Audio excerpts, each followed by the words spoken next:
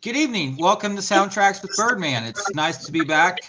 We had some hiccups from weather, and of course, Christmas was going on. Happy New Year, everyone. Forthcoming. Tonight, we're doing Batman Returns. We have Professor Geek in the house because he is probably the foremost expert on Batman in all of YouTube, right? Sure, exactly. Right? Come on. Okay, thank you. And H Boomer is always with us. How are you, Mr. H Boomer? I'm very good. Okay.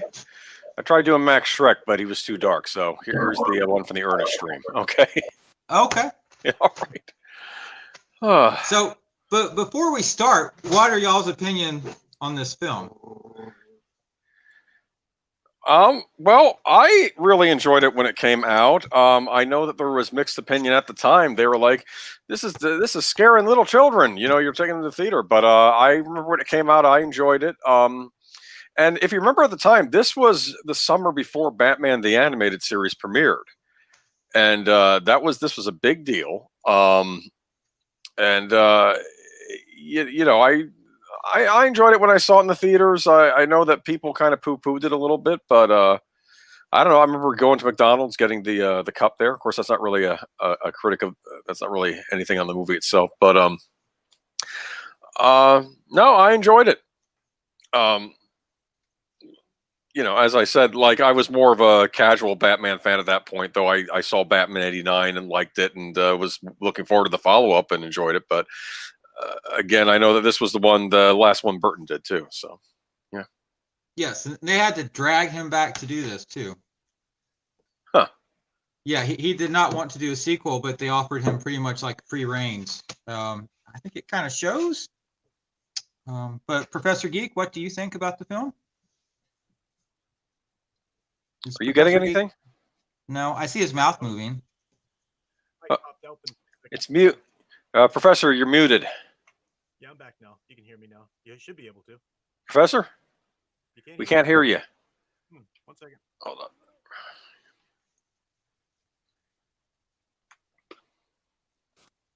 But no. Still no hear me? I just want to welcome everyone to the chat. Let's see, we've got Melissa Harris, as always. I hope you and Jake had a good Christmas. Greg or Craig, I don't think I've seen you before. Thank you for coming by. Jedi Masters Utopia, Chris P, thank you. Well, let's see. He's not muted on your end on StreamYard, is he? How do you do that? There's a little mute thing you can click on. I'm sorry. Can't unmute your guest. I don't know if he is. I'm just saying that could be a their thing. mic isn't connected. I've unmuted myself now, but I don't know if it's working still. Yeah. Hold on, I think he's trying to figure it out. But I'm trying to think what else came out the summer of Batman Returns. Hold on, let me grab my tablet real quick. Aladdin came out that Christmas. Oh yeah, Home I remember Alone 2 that. came out that Christmas. Lethal Weapon 3 came out that summer. But let's see here.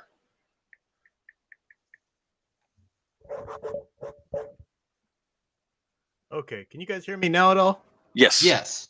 Okay. I've got a very tricky little cord here, so as long as I don't bump it. If I do bump it again, it might take me a second to get audio back, but just keep rolling. I'll be there. Okay. I need to Sure thing. Sure thing. But no, what I was going to say about Batman Returns is Batman '89 was huge for me. You know, that got me into not only Batman but into comic books in general. I was like 8 or 9 at that point, and it was a big deal. So I was very much anticipating the sequel. And as a child, I loved it. Now, there's certain things that even as a child I knew didn't quite make sense. Like, how could Catwoman suddenly just learn to fight after having experience? You know, so stuff. There were things I knew. And as I grew older, I would learn, that's these little Burton trademarks. Burton's more of a stylist sometimes than he is a storyteller, and he will chinch on story if it means he can give more over to style and visual aesthetic. Not so bad as Snyder, but he does have that weakness as a storyteller. And it's right, as Daniel Heron was saying, you know, this is much more of a Tim Burton film than it is a Batman film.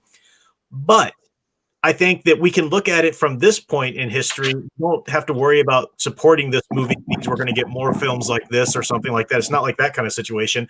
And I think that we can look at it now, realizing that this was a time when the notion of doing comic book accurate superhero films was just so foreign. Hollywood didn't even grasp that yet. That wasn't until the MCU really came. I mean, Donner and people like that did it beforehand here and there, spotty, but it wasn't really a philosophy that they would embrace yet.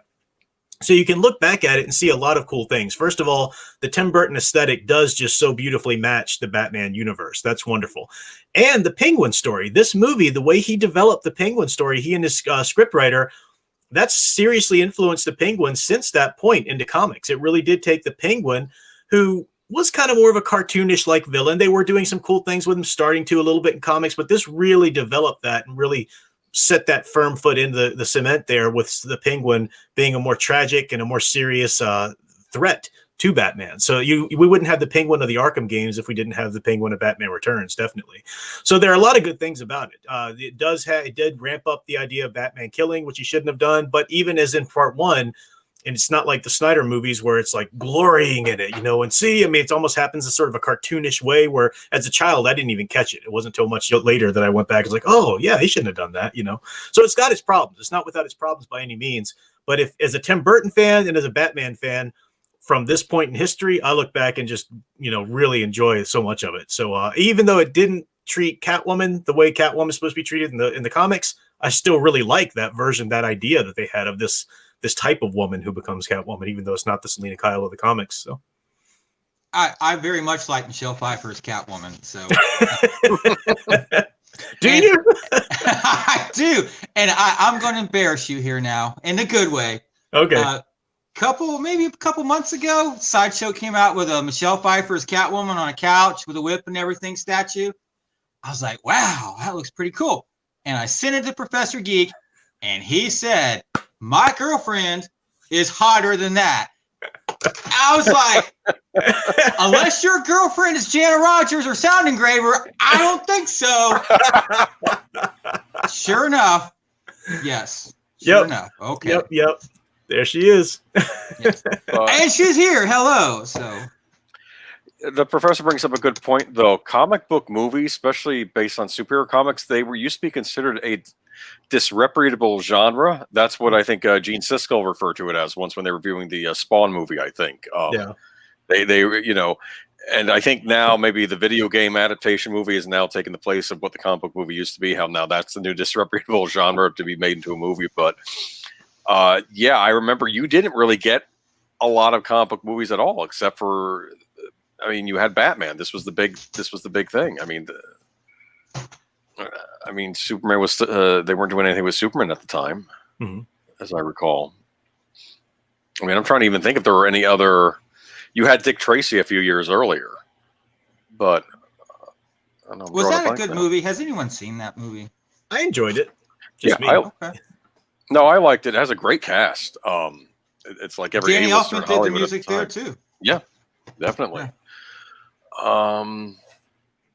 But yeah, I had the video game for Batman Returns for Super Nintendo, which in true old school fashion came out like a year and a half after the movie came out, Yeah, true. Yeah. But and I'm trying to think though, but like I said, Batman the Animated Series premiered after this, and you can see a lot of the influence from these movies on Batman the Animated Series. Like the Penguin from that, he sort of has a resemblance to the Penguin of this movie, the way his hand is, You remember that?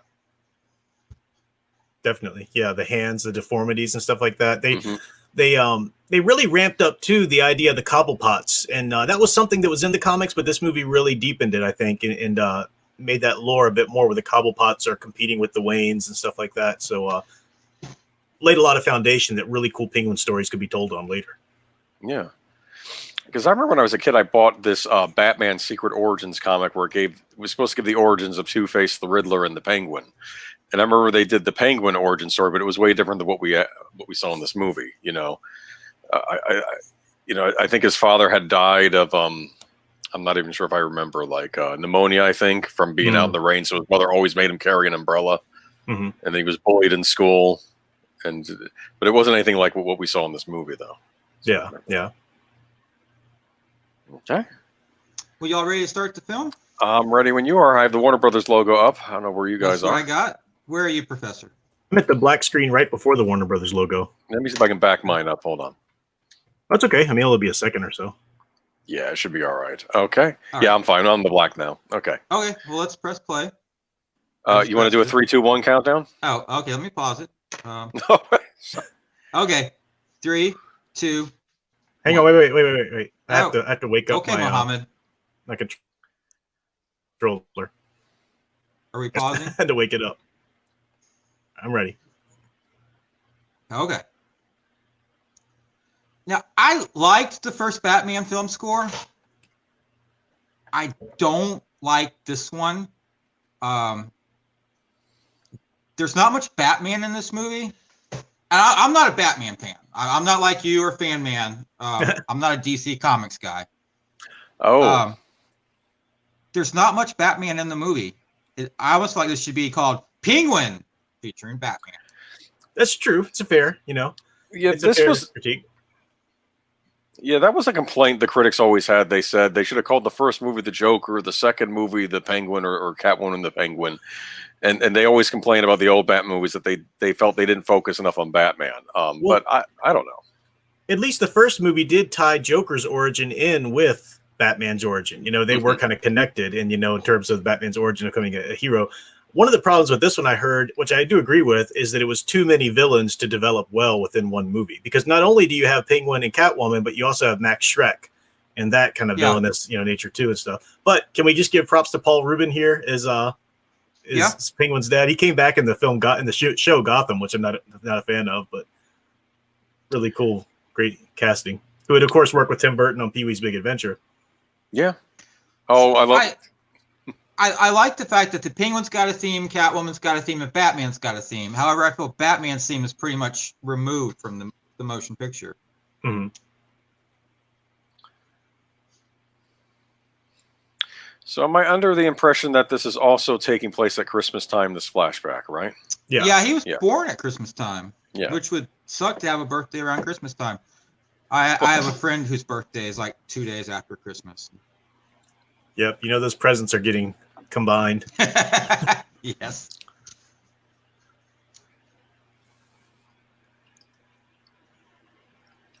And now, one of my huge problems with this film is coming up right now, right out of the gate.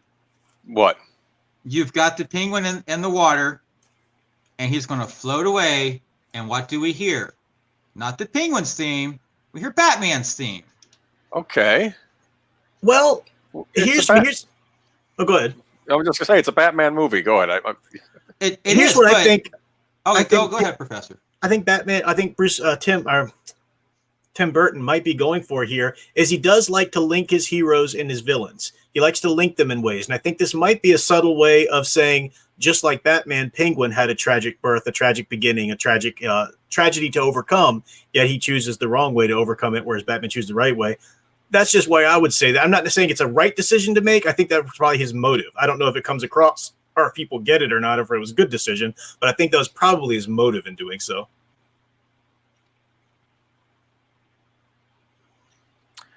I mean, there are some bats right there, so okay. Yes. I just love that Tim Burton aesthetic. Look at that the sewer, the wide. His aesthetic is Batman. And I've been playing the Batman Arkham games, Arkham Origins, for Christmas Eve, and everything from that gate that we first saw, the Cobblepots. I mean, that is the Gotham City. That is absolutely everything from Anton Furst's set design in the first film. I don't know if he was still in the second movie or not, but they obviously still drew from it. And it's just so good. That is the look of Gotham City. It's a beautiful film. If I had to make a list of good things to say, it's a beautiful film. It's shot beautifully. Michelle Pfeiffer, oh my God. But I think I would stop there. And change my mind. Come on, change my mind. Make me love this film. Because I've been listening to a lot of commentary for 2 weeks about this, and I just can't. It's just. Well, do you not appreciate the Penguin story? Yeah, I just don't. I feel like you're pushing Batman out of the film. No, I agree. Like- Nothing I can say will make this film be just a good movie, in your opinion. You know, in anybody's Right. opinion, it's got its problems. Period. No getting around that. No getting over that. I just think from this point in history, we can look back and enjoy the good stuff that's in it, without danger of, you know, supporting it, and therefore we're going to get more of stuff like this. You know, it's so far gone in history at this point that it was a bad turn for Batman, but it was still a lot of good stuff. It was nowhere near the bad turn Schumacher was going to put on it later. You know, that was the studio's fault too. You know, Yeah. because this came out and McDonald's freaked out and the toy people freaked out and parents freaked out and they said, hey, we got to sell more toys here. Come on. I do have right here the Happy Meal toys. This is the Penguin Happy Meal That's toy. adorable. Isn't that cool? And even when it rolls, the umbrella turns. That's the Penguin. Does For it some float reason, in the Robin was bathtub? included. What's that? Does it For some float in reason, the Robin bathtub? was included, even though he wasn't in the movie. And then Batman's little submarine thing. There's a Catwoman one Oh, too, the but I don't Bat-Bug. have that one. Okay. Yeah, the How do you not Bat-Bug, have yeah. Catwoman?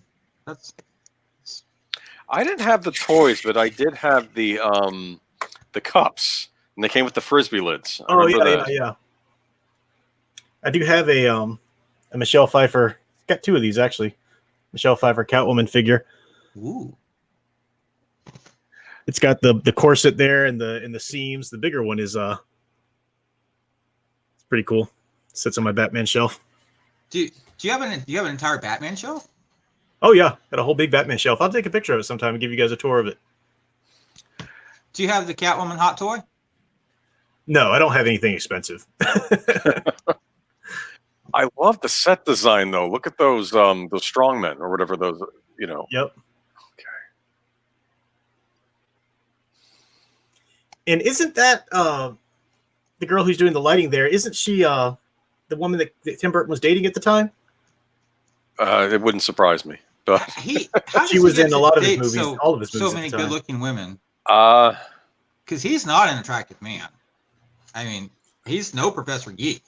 well, Well, there must be something likable about him because he's had a lot of actually I don't know if I'm going to use that word. Okay, but he's a lot of women who've inspired him. All right, okay. There's Alfred. I love this Alfred. This might be my favorite Alfred though. Yeah, this is Alfred for Yeah. me. He is the Okay. definitive film Alfred.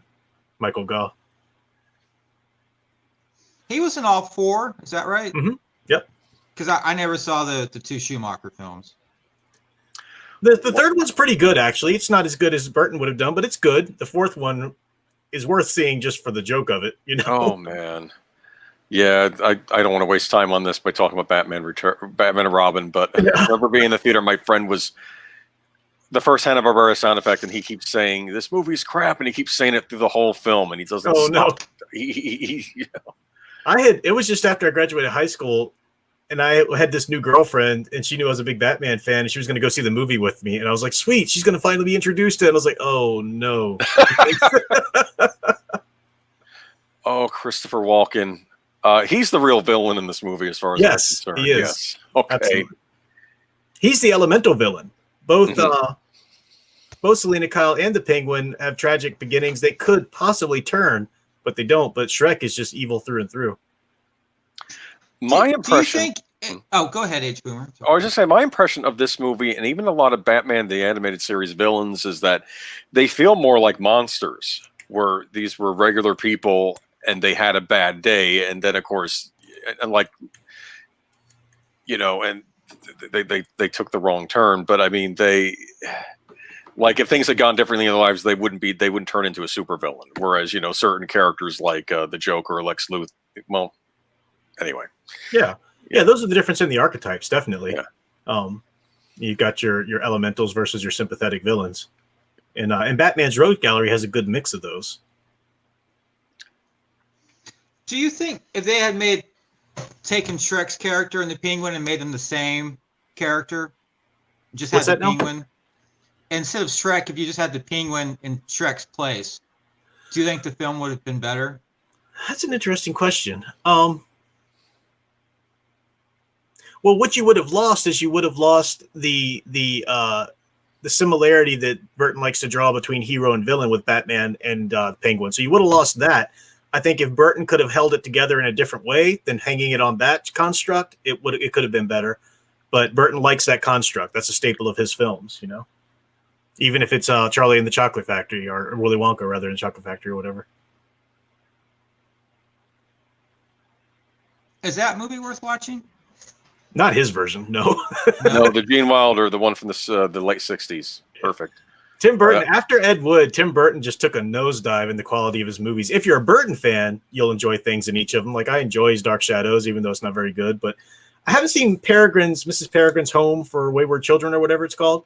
I've heard that might be kind of decent, but I haven't seen that either. I do have access to it though. I'm still waiting for you to do a review of Dumbo, actually, Professor Geek. But can't bring myself to watch it yet. But we'll see. I'm very curious to hear what you have to say about it, but I'm not going to say what I think one way or the other because I want you to go into it without. Okay. Okay. I can't imagine I'll like it, but we'll see. It's interesting. I'm going to give it that. Okay. So here we go. Gotham's own Santa Claus, Max Schreck. You're a kid in the theater, and I think I was like a preteen at this point. No, I think I was a teenager at this point, and you're already getting cynical, and you're like, this guy is no good.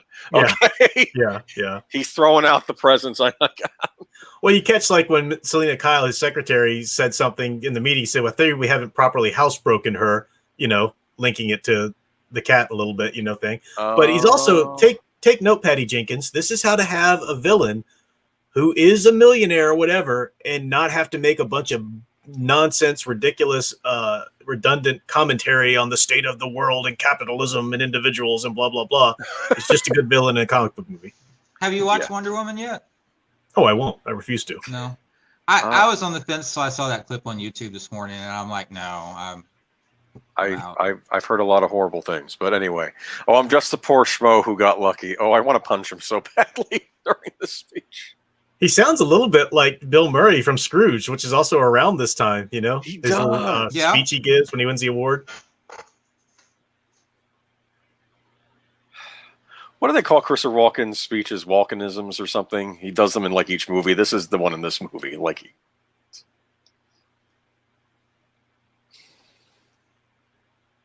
in the comic book, is the Penguin kind of like a perv like he is in this movie? Oh, yeah. Yeah, he's got his women. I was just and he's got the Napoleon complex. He's a little short, deformed guy who is striving to overcompensate in every way. So he surrounds himself with as beautiful women as he could possibly pay to be around him. All of the money and the attributes, you know, the accolades and whatever he can. But he's so low class too. It's funny. He pales in comparison to Bruce Wayne, of course. Now, when I was a kid, I was fascinated by the circus in general, especially the old school P.T. Barnum and Bailey, you know, all that stuff. So seeing this on the big screen, I'm almost in some ways rooting for the gang. It's kind of, which you shouldn't be, but it's like, because I'm already hating Max Schreck, and I'm seeing.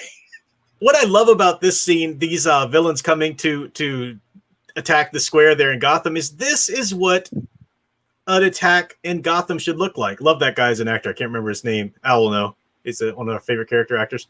But this is what a comic book villain attack should look like. It's not Chris Nolan's, you know, modern day terrorists in a modern day Chicago or whatever. You know, it's a comic book. It's Gotham City. It's not the real world. It's this is beautiful. What does Batman call him? The Circle Gang or something like that? He tells Alfred Red Triangle Circus Gang. Red Triangle Circus Gang. Yes, that's a long name for a gang. Look at that study. Oh my gosh, I want that. But see, here we have a little bit of the Batman theme, which is good, but there's not enough of it. I like the addition of the reflectors to really make sure he sees the bat signal. Oh, love that scene. Him standing up in the bat. Oh, Michael Keaton is Batman, period. In the video game on Super Nintendo, they duplicated that scene exactly. Oh, cool. So they did with graphics. You probably go check it out on the device you got. It's neat. He got $10 million to be in this film. Oh, I bet. Yeah, they probably. I think he earned it. Third one, if you'd agreed. I heard they dropped him from the third one because of all the negative response to this one, but I don't really see how that was his fault. His story anyway is that no, they were desperately wanting him to do the third one because he would be the connective tissue, even though the directors changed. But he was the one that refused because he saw the cartoony direction they were going in. He didn't like that. He still had a producer credit on Batman Forever, but Tim Burton. Tim Burton. Yeah, I remember when the producer Tim Burton, people in the theater clapped because they saw Tim Burton's name. I was like, well, he's not directing it. No. I just love those visuals of the villains. You got this one dressed as the devil and breathing the fire. It's all circus themed, but it's also very villainous. And even though Batman crosses lines in this fight, it's a glorious comic book fight. I mean, something on the Batmobile to knock off the peg legs, perfect, you know? Yeah, this is a very anti-Christmas gang, I think. You know? Yes.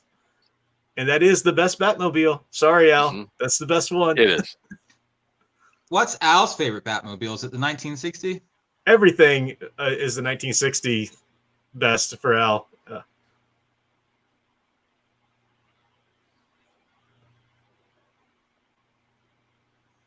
Did you think the Batmobile was made a little too silly in this film? No, I don't think so. I mean, granted, we're getting to this part, you know, but I went with it. I'm like, well, if I had a Batmobile, I'd have that on the bottom. You know? Yeah, it'd be tricked out, and it's comic book accurate, you know. Yeah.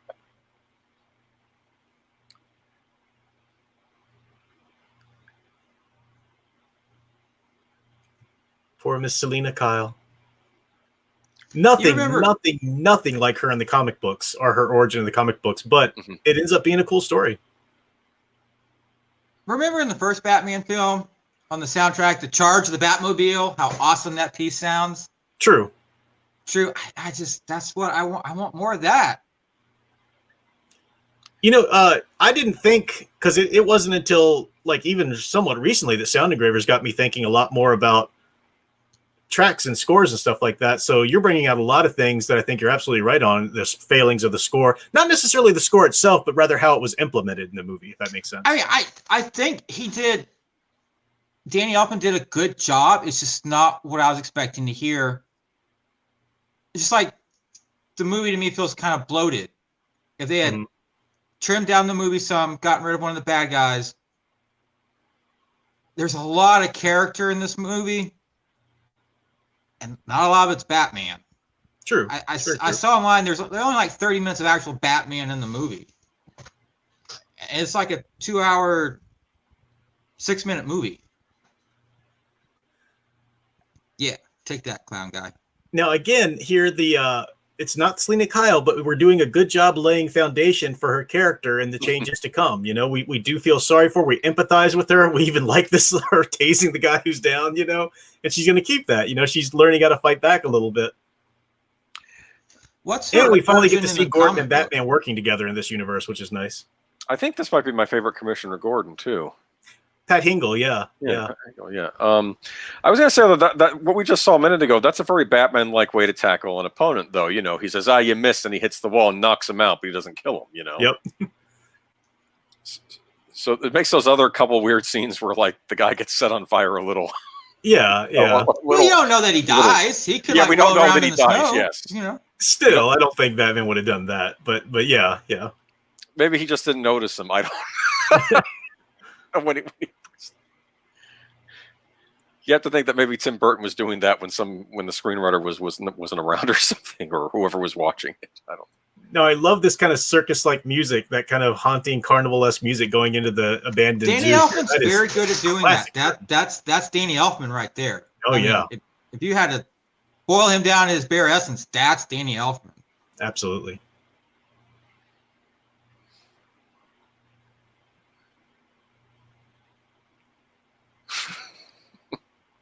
And they actually had to run the air conditioner on like super high to keep these penguins cold. Oh, really? Yeah. These are real penguins and they have to be cold. So they were cranking up the AC. I forgot. Did they shoot this one in London as well, or was this a different location? California. California. This was California. Okay. And can we just give Danny DeVito props for being the best on-screen penguin? I mean, that's just great. Mm-hmm. I mean, I'm not going to say he's better than Burgess Meredith. Burgess Meredith is playing a very different penguin. DeVito is really deepening it in a different way. I think he's having a good time. Absolutely.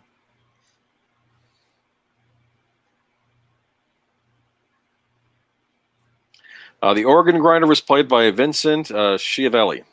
Thank you. He's a character actor. He's done a lot of Burton stuff.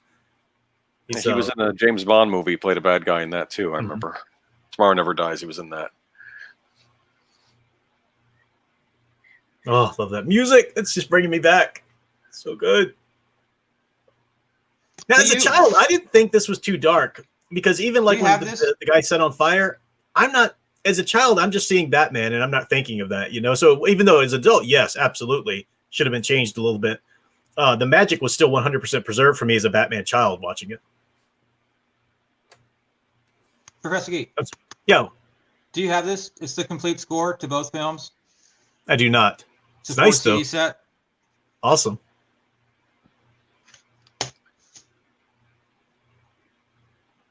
I love this right here.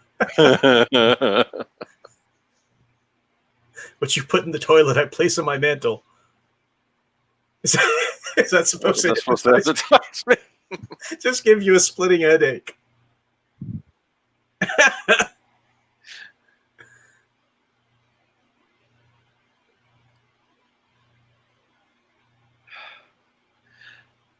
I still say this movie had a lot of influence on popular culture, though, of the time, though. Oh, yeah. I remember I played The Legend of Zelda Link's Awakening for the Game Boy, and it came out a year after this, right? And there's a scene where Link picks up the torch in it, and a little thing in parentheses pops up, says, "Burn, baby, burn." And I kept thinking the guy saw Batman Returns when he was translating that game. Okay. Well, you know, we talk about the Batmania that came from the first Batman movie, and it was just it definitely infiltrated culture entirely, and this became Batman for everybody. So even this movie, though didn't do quite as well as the first one, it was still part of that phenomenon, you know.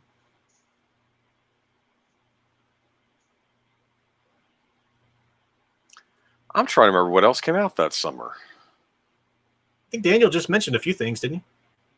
Well, Unforgiven did. Unforgiven came out, I think, in August that year. Yeah, I remember seeing that in the theater because I was a big fan. Mr. Craig was like listing off the entire theater run for that year. Yeah. Oh, Lethal Weapon 3. There you go. Okay. Oh, Death Becomes Her came out this year.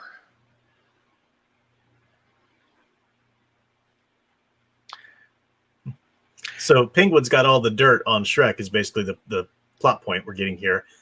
And he's going to blackmail him to do what he wants to help him coming into society. And we'd run into characters like this on Batman, the animated series, like Max Shrek. We had Roland Daggett, remember? Oh, yeah. He's basically like a... And I'm even thinking on Batman Beyond, Derek Powers reminds me a lot of Max Shrek. Yeah, we talk about Batman, the animated series, taking a lot of credit from Batman 89, or taking a lot of influence from Batman 89, but I think it takes quite a good bit of influence from Batman Returns as well, though it does it in a better way.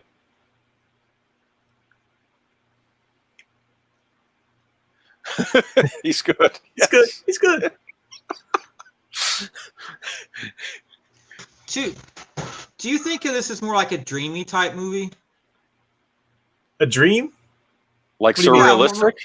Yeah, kind of dreamy, fantasy, fairy tale. It's got more aspects of that to it, definitely. Yeah.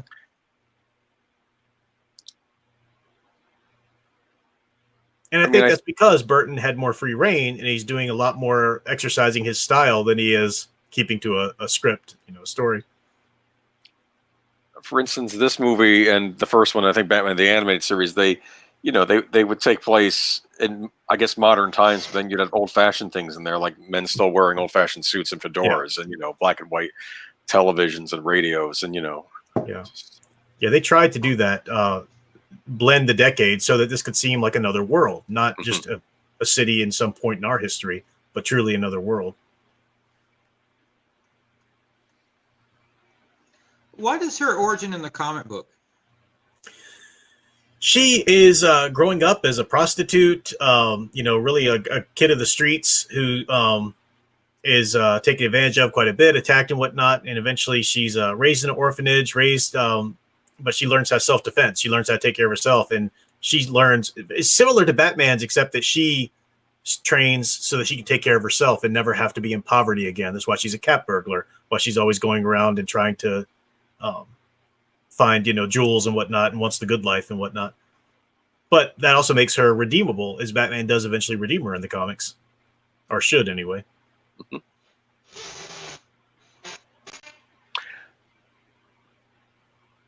I think I brought up this point before, maybe in the chat on one of your shows, but Batman's a big believer in reform, at least Batman the Animated Series. He does believe criminals can be reformed.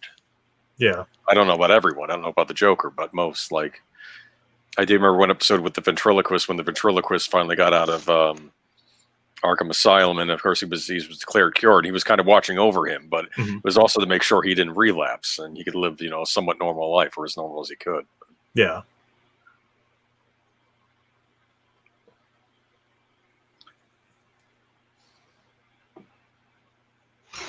Do we like her decor, all the stuffed animals? If I went out on a date with her and I saw her apartment, I'd be like, oh my, look at the time. I got to get home with my dogs.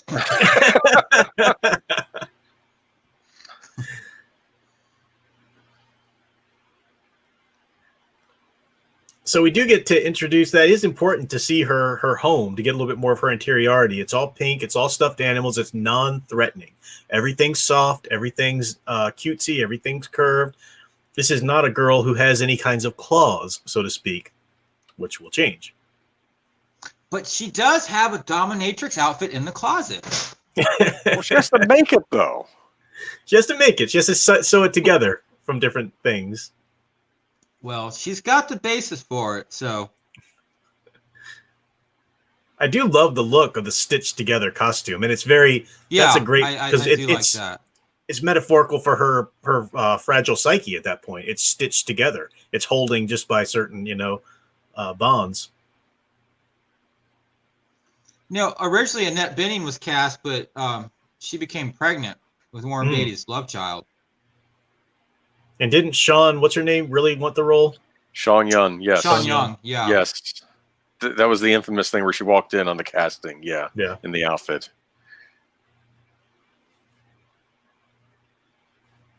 I think Michelle Pfeiffer, they nailed it with her, though.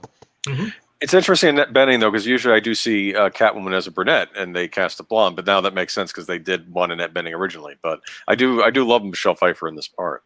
Yeah, Burton does like his blondes. He needs a blonde in most of his films. It's like a Hitchcock kind of thing. Helena Bonham Carter's got brown hair, though. In his movies, though, he likes to put the blondes in, Michelle Pfeiffer came back in Dark Shadows. You've got Christina Ricci in Sleepy Hollow. Is she a real blonde? No, she's actually brunette, but he made her blonde for the movie. Yeah. Oh, also his latest muse, what's her name? She was blonde in Dark Shadows, I remember. Oh, the younger girl, yeah. Ava Green. Yeah. He's dating Eva Green? I don't know if he's dating her. I've never researched that, but he's featuring her in a lot of his movies now. This is pretty sadistic, the way Shrek does this here. He really establishes his character, because we've just seen him victimized with Penguin to a certain degree. We've seen him be underhanded, but we saw him as the victim somewhat with Penguin. So it's important that we see this, important that we see him grounded in his own evil, so that we can really know how to feel about him as a villain. And he toys with her like a cat and a mouse, right? Mm-hmm.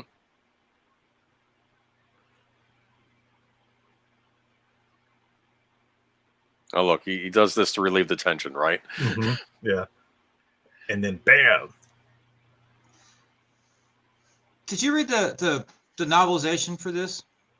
The graphic novel. I haven't read the novelization. Okay. Did you?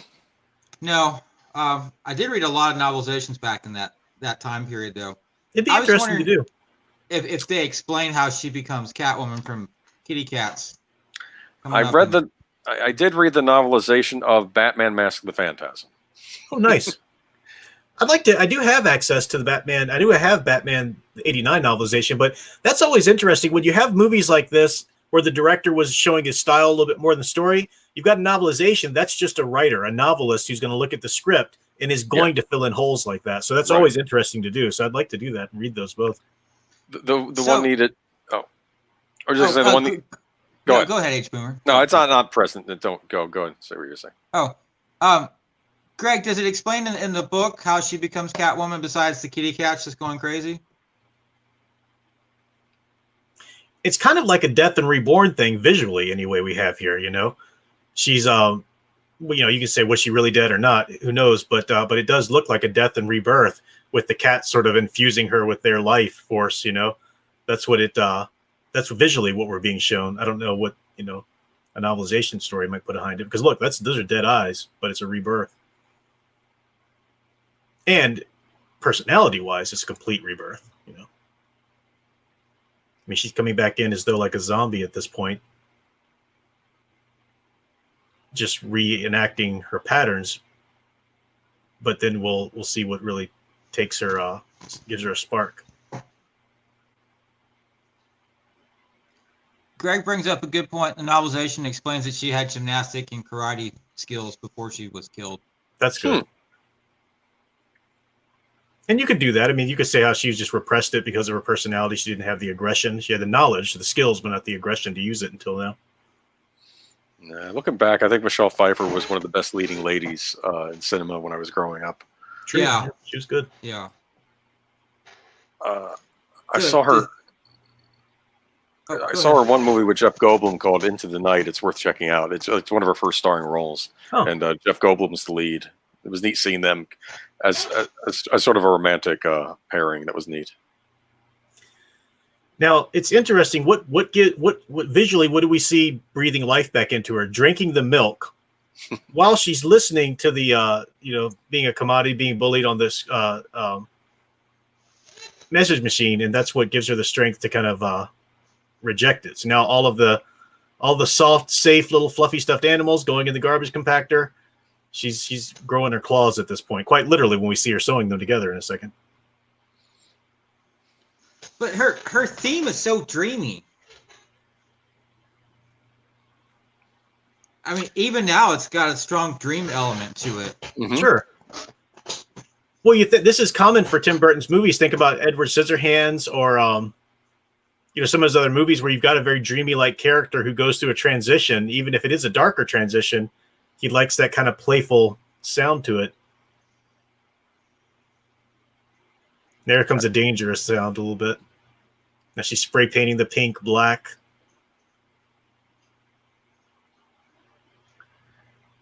I remember I got this movie for Christmas on VHS and Willow. Oh, VHS. Nice. Yes. Good haul. Yes. Good haul. I was like, I want those for Christmas. That's nice.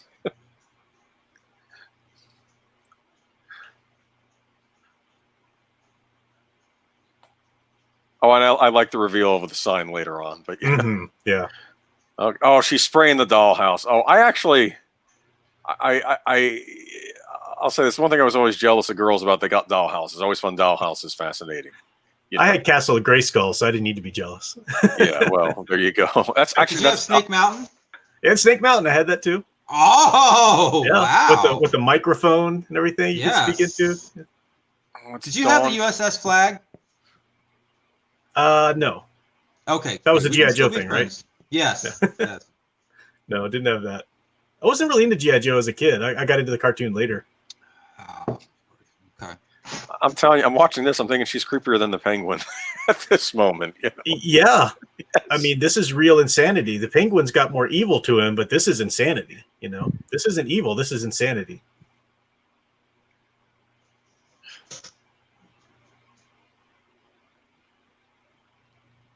I mean, this is night and day from what we saw for a couple hours earlier, right? Mm-hmm. Yeah.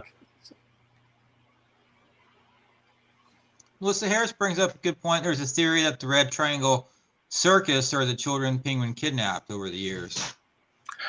I don't know. I always figured a circus, maybe a Don Luck circus, might have taken him in because they felt sad for him. But I don't know. I don't know if they ever even gave an origin in the movie about where they came from. But that line right there, suddenly her voice is dropped. She's sultry and she's talking to her cat still. I mean, that's perfect. That is good transition to Catwoman. And we don't even really get to see her up close in the costume yet. No, not yet. Yeah. Not a full reveal yet.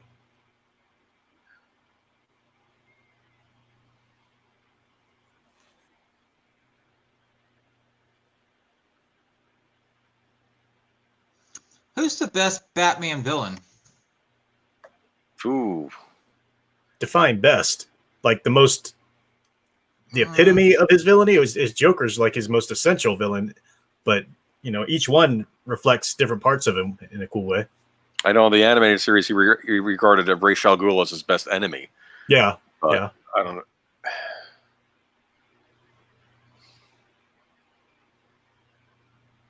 So I laughed in the theater when I see the clown. I'm not one for speeches, so I'll just say thanks, and he steals the kid.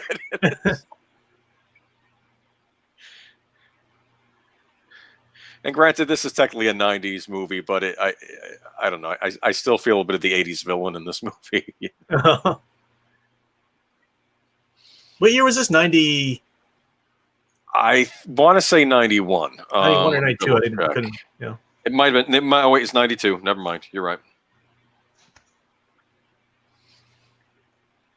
They spent $80 million on this, and it made $282 million. It's the third biggest film of the year. Wow. Yeah.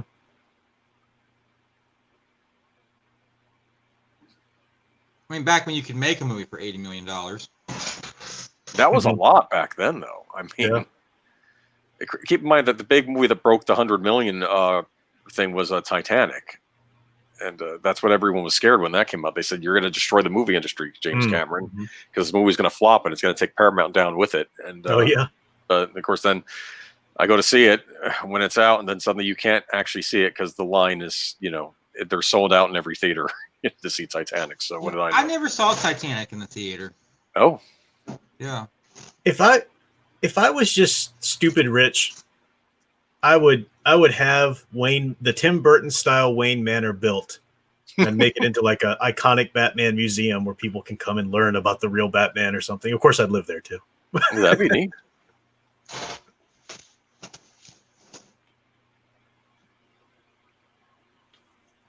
Haven't we come a long way with TVs? I mean, that was top of the line billionaire TV right there back then. That was top of the line. Of course, you're talking to a guy that misses the CRT. Oh, really? Okay. I have a fondness for CRTs. What I wish I had, they made very few of these. Toward the end, they had high definition cathode ray tube televisions where you had the high definition picture, but they were still cathode ray tube, and they made them toward the end of the life cycle. But I don't know. I kind of miss the old big boxy, really heavy TVs, but So here we have that moment. Bruce Wayne connecting with Oswald Cobblepot there, his parents. I hope he finds them. We got the connection there between their two origins. Mm-hmm.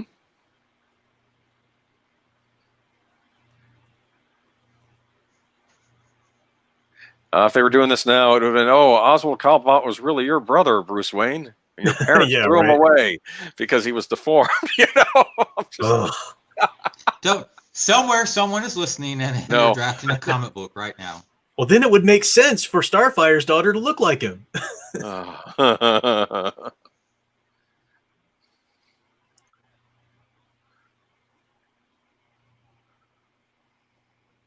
Give the Constitution a rest. It's Christmas. I love that. I'm sorry. That's the thing. This is a movie that I think in some ways respects the audience's intelligence. Mm-hmm. So I have to give it points for that. Yeah. See, you got the Batman theme there, but it's very, very toned down. Mm-hmm. I'm trying to remember if I had the score to this one growing up. I keep feeling like I know it like the back of my hand, but I've got it on tape still. I might have had the tape. Mm-hmm. Cinematography-wise, there's more blue in relation to Batman, whereas the first one, it was more just grays and shadows. Now we've got more blue, more true blue comic book hero, which is cool, fighting against so many villains. Oh, one of my favorite scenes in any Batman movie. Cool.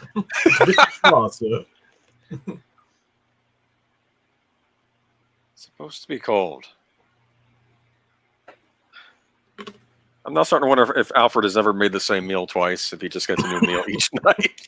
Oh, I would hate that. just give me a cheeseburger or a pizza.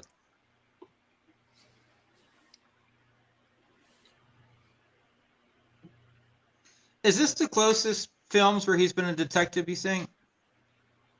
I think he was a pretty good detective in the first one too, doing the research on Jack Napier and stuff. And yeah, I think both the Burton films are the best examples live action of him being a detective. What about Batman versus Superman? I mean, Ben Affleck did a lot of detecting. No. No. Nope. One of the things that bothers me about any movie is that we never get to see him doing the Master of Disguise thing that he would do in the comics, and even on Batman the Animated Series sometimes. True. Because like Batman is just one face he puts on. There are other ones. Matchstick Malone, Lefty, all this. Unless Bruce Wayne is the mask, I didn't think about that. But. Well, the one cool thing I like about Keaton's performance of Batman, because that was Nolan's where Batman was the real him, and the but I think that Keaton plays, whether he's Batman or Bruce Wayne, he plays him as a fully integrated being, and different elements of each can pop out at any different time, which I kind of like. It's integrated more.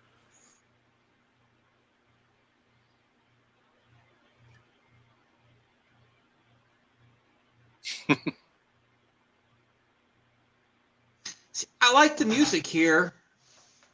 I like the organ. I love me some pipe organs. I don't want to come across as like this. I hate this entire movie. I just don't like the movie. You know? I'm the opposite. This was a favorite of mine growing up. Yeah, me too. But like I said, I know we haven't gotten around to doing the hero stream with you, Professor. But I was going to make a point that when I was growing up, I was very obsessed with monsters. Okay. Oh, cool. Like the old Universal monsters, and you get a lot of that in some of these Batman movies, and even on Batman the Animated Series. And what I always found fascinating about Superman the Animated Series was that a lot of the villains were usually bad people before they were villains, or before they got powers. Whereas on Batman, they had more of a tragic origin, Yeah, and we're definitely going to reschedule that. That was another thing that had to get booted when I had the power and Wi-Fi issues with the storm and stuff. So just let me know. Going to reschedule that and get you on for the cool Inspiration of Heroes stream.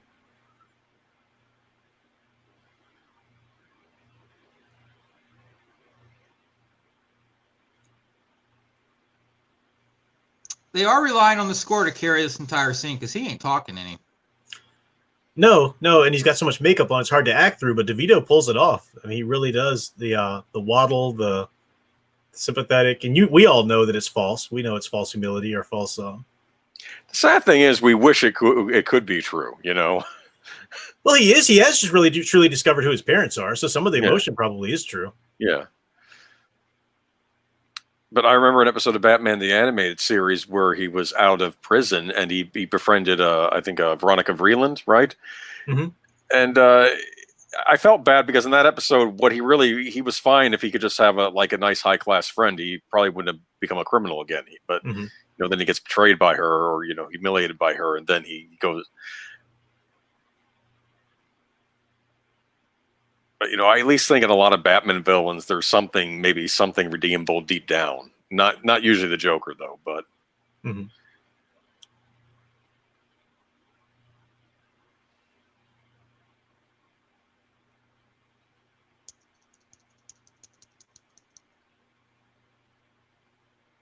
I like those leather rubber gloves he has on, which enhances the flipper look of his hand.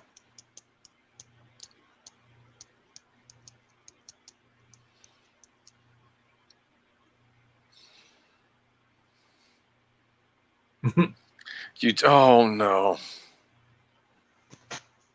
He's like a frog that became a prince. People can't be this stupid. You think that as a kid, and then you get older, right? Yep, exactly.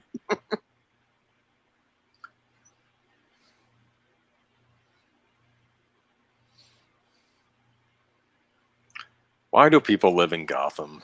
I know. I see stuff like this. She is Catwoman. Be gentle. It's my first time before she totally takes him down. Oh. Ugh.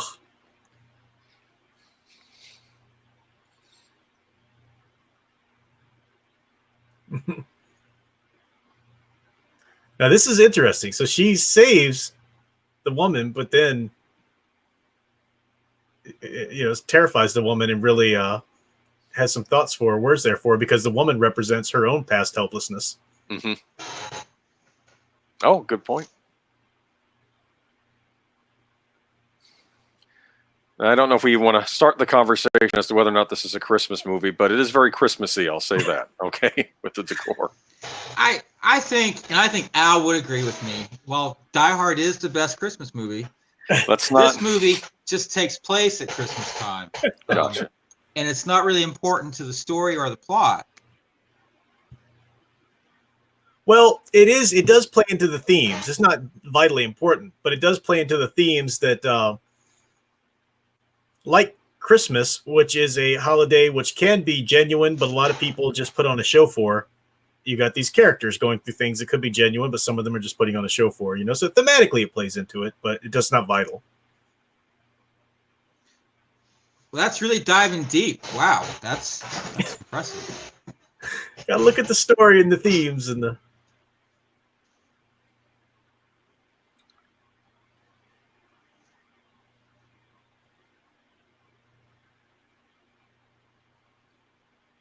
Muhammad Shrek. But I like this. It shows not all businessmen are bad. Mm-hmm. I mean, you kind of got this on Batman the Animated Series when he was dealing with Lex Luthor. Remember in the crossover? Yeah.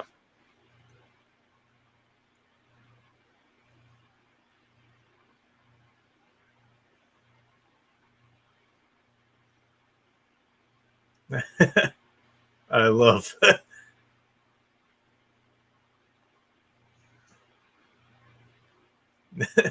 Perfect time for him to see her again when he's trying to protest his innocence.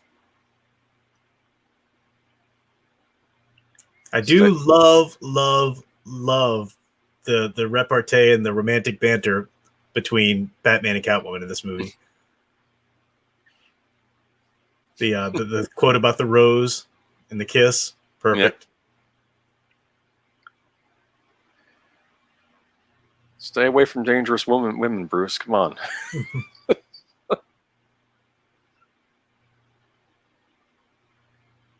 Look, he's all tongue-tied.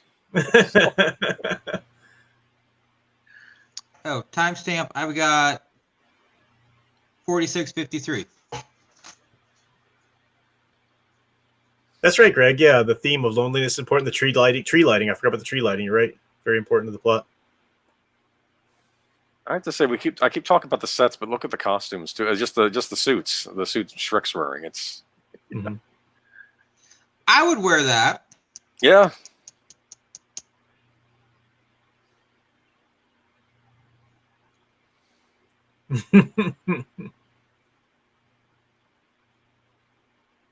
I mean, this does look like the comic book world brought to life. I'll say that. Oh, absolutely. Yeah. Production designs, great. And costume design. Look at what Shrek is wearing. Look at the hair, the costume. And they didn't, just like for Vicky Vale as well as Bruce Wayne in the first one, they wanted to keep them somewhat modern because they were modern stars, so their suits were indicative of the day, contemporary with it. I remember before Man of Steel came out, I was hoping if they did a Superman movie that they would go the opposite of Nolan route and go for something more fantastic looking. And no, Superman Returns did that with their setting. I mean, that was the first comic book accurate Metropolis we ever saw. Yeah, it was very Art Deco. Yeah, wonderful.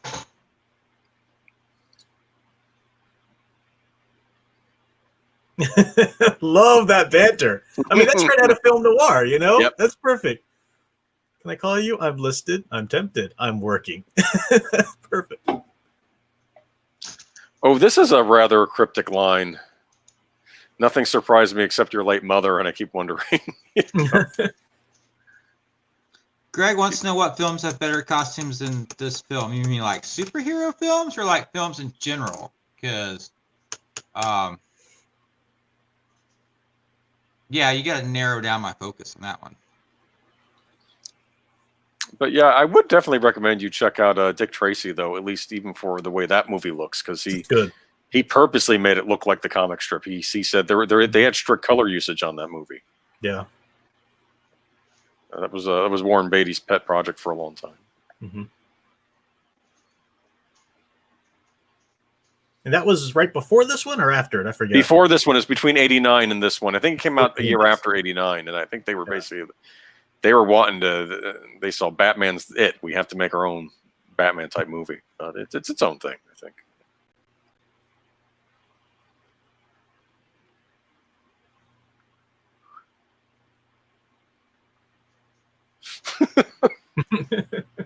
He looks like a potato. I'm telling you. Yeah, it's the whole. They did so well. He gives him a fish.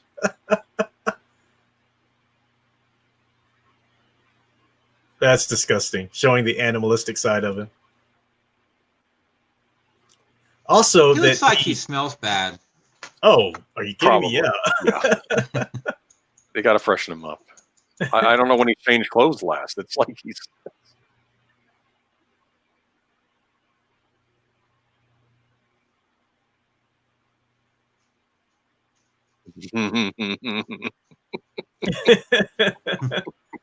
It's just gross eating the fish. Oh, come on. It's like you could have smoked salmon on a sandwich. You can just eat it from the. That's gross. Raw? No, yeah. Well, that's how they. Well, it feels like it's raw some places anyway. I should have gotten the BLT at this one deli I was at once. I'll just say that.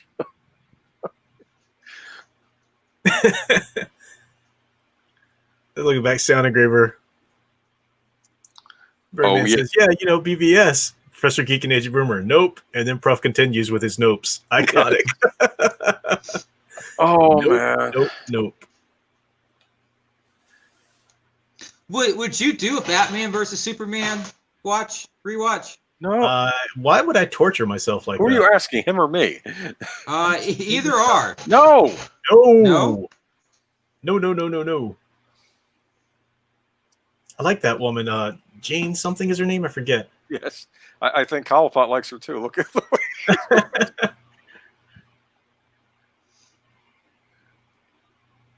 Oh, man. I do love that poster on the. That's Skip from Family Ties, but the poster on the wall, the Oswald for Mayor, that's really cool. I'd love to have an image of that or a painting of that. Yeah. But it's also they did a Penguin comic book, an Origin Penguin comic book, where they didn't use exactly that image, but they kept the pose and everything. Huh. Oh, it could be worse. Yes. Your nose could be, yes. Oh. Okay. Oh. Yikes.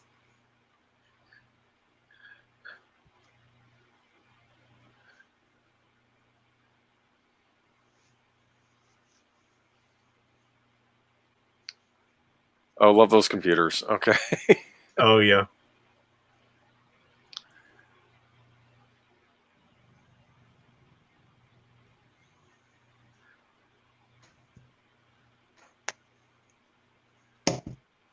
Rewatch of Batman versus Superman. Okay, I don't think I had anything to add to that. I thought I did. Never mind.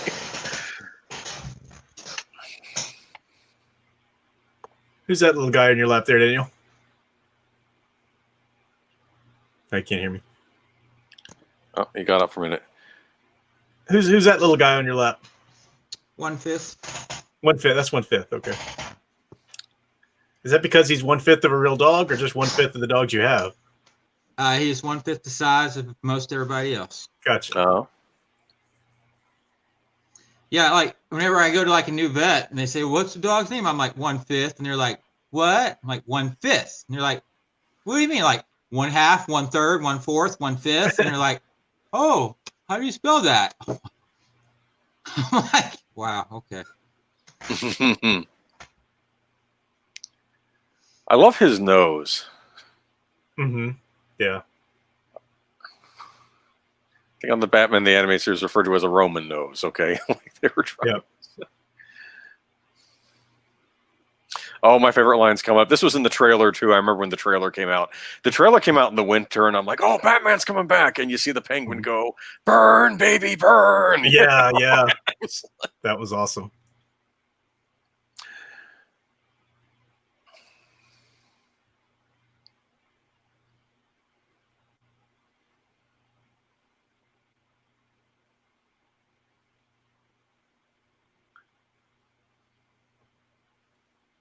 All right, I'll be mayor.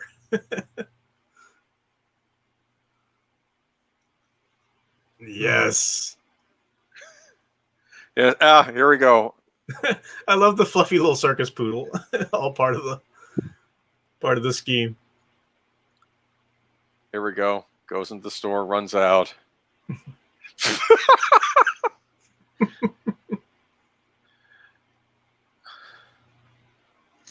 There's part of the Batman theme finally again, like the second time in an hour. Imagine There having he a couple is. of the clowns attacking you in a store. That's a move in the Arkham games where you pick them both up and clang their heads together. Oh yeah, also in the Batman Returns game for Super Nintendo, you could do that. Yeah. Oh, cool. And you could also throw them into shop windows too. That was a thing.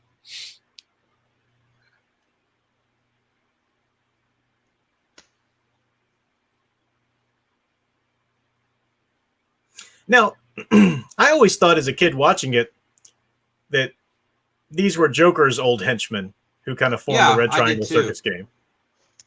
I don't think they ever really say it, but because they got that same Joker-like theme, clowns. Yeah. I had always figured it was a defunct circus, and then maybe they took Cobblepot in when he was a child because somebody had to raise him, right? I mean, I know we see the penguins at the beginning, but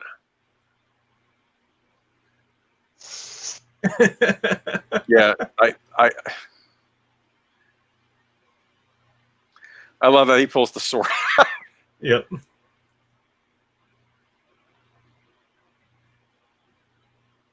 Here's the meeting of Cat and Bat on its way. I love the cat clock. That reminds me of Felix the cat for some reason. Yeah, they had that cat in Batman Arkham City. It shows up again. That cat head. Cool. Little Easter egg. My aunt used to have one of those clocks with the tail that went back and forth and the eyes would go. That's what it reminds me of. Okay. I love that the whip is always wrapped around her as though it were a tail. It's not. It's the whip she takes off, but... I never thought about that. That's a good point. That's like her utility belt, basically. I'm thinking.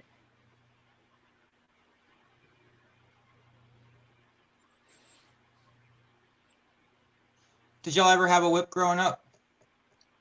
I had to hurt myself so badly with a whip. I did, because I was... Thank you. I did too. Again, saving it for the hero stream, but I loved Indiana Jones. Okay. Nice. And we'd go to an amusement park or on vacation, then souvenir shop, there was a whip, I'd buy it. And those things would always fall apart eventually. After They would. years. Yeah.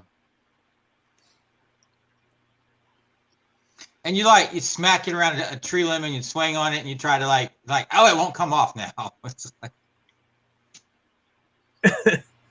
Our take home's less than 300. I used to be a security officer and What? Yep. I was a security officer for a time. Oh wow. I was a nighttime security officer at an apartment complex and a daytime at a museum. Here we go. Here's the other big death scene. Go ahead, hit me. Oh, he's like. So even though it's not cool that like the cartoony aspect of it is funny, right? Yeah, I mean, but yeah, that shouldn't have happened. I know. Part of me wondered as a kid if this would work. Not that I ever tried it, but didn't Iron Man do something similar in Iron Man 3? Yeah, it's possible. Yeah. Oh, I love Iron Man 3. I don't. Yeah, that's such a great movie. So that's the last one that Sound Engraver and I watched together. Mm-hmm. That's a good Christmas movie, actually. Well, it takes place at Christmas. It was take place at Christmas. Yeah. I love a lot of Shane Black movies take place at Christmas. Tony Stark got a street urchin in it. That's what I loved about it. Okay. Mm-hmm.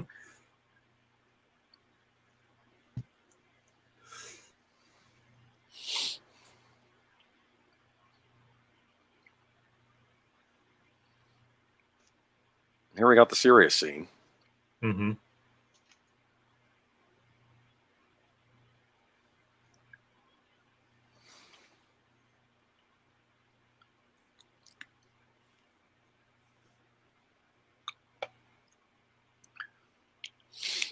That was a line from the trailer too. I'd get so dizzy doing that.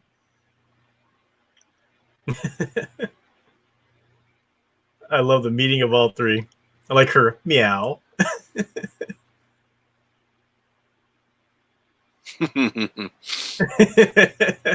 Now it's nice that we've already established in the script Penguin is a womanizer, so he's going to want her for certain reasons.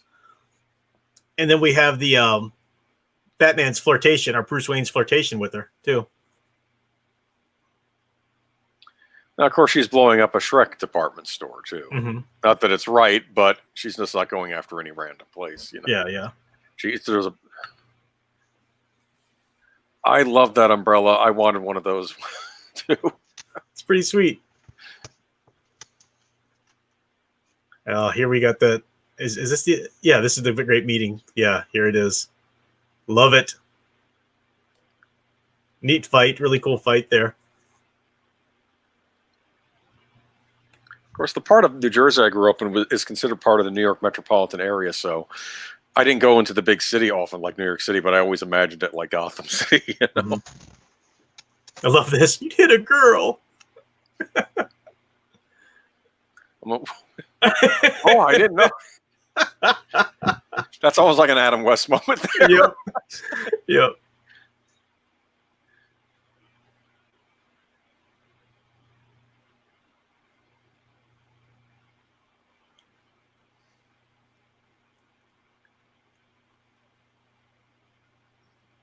I love that line. That's awesome. Because that really is, wasn't it? Yeah. It really is indicative of her response to the world. She said, "Life's a bitch, so am I." Huh. That's her response to tragedy. Not Bruce Wayne doing the right thing and trying to help others, but just working for herself.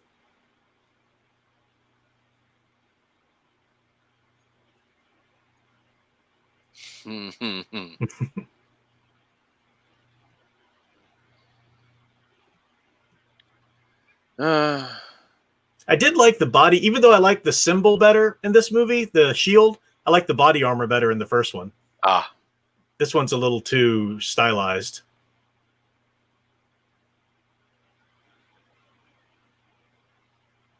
And what does she fall in? Cat litter. Or sand, but you know. Did you ever get that black kitty cat that was coming around? What's that? That black cat that was coming around your house? Oh, Marlo. Yeah, no, Marlo hasn't been around anymore. Oh. But it was a long time that he went away before I saw him again. So I'm hoping maybe somebody took him in, or, you know.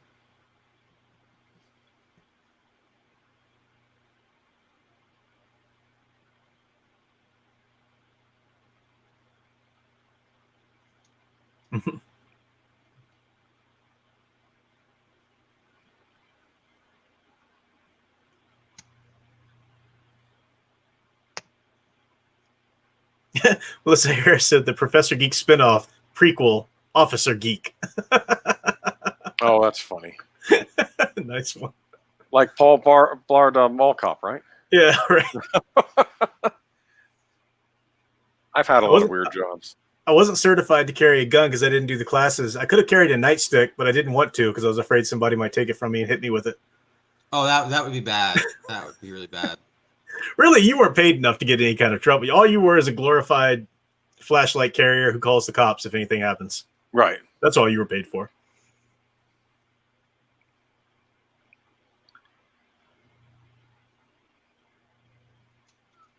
I love the poster, though. That's like iconic Penguin from the comics. Yeah, I love that. Oh, no. Young person a role model could have.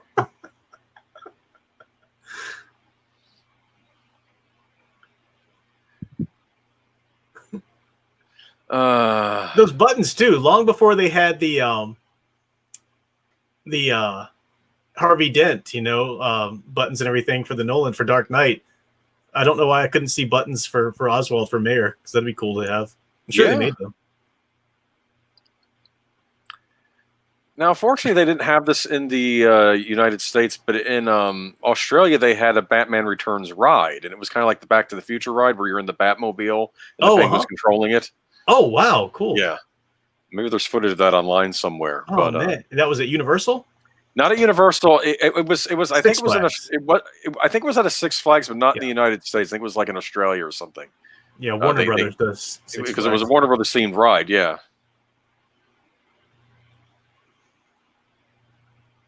That's so disgusting.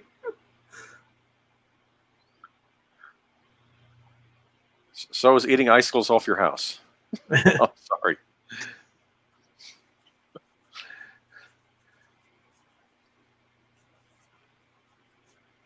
What's her goal at this point in time?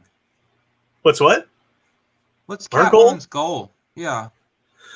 She wants to continue taking down Shrek with sort of Robin Hood-like act terrorism like she just did, but Batman's there to stop her. So she's going to Penguin to try and work together to stop him.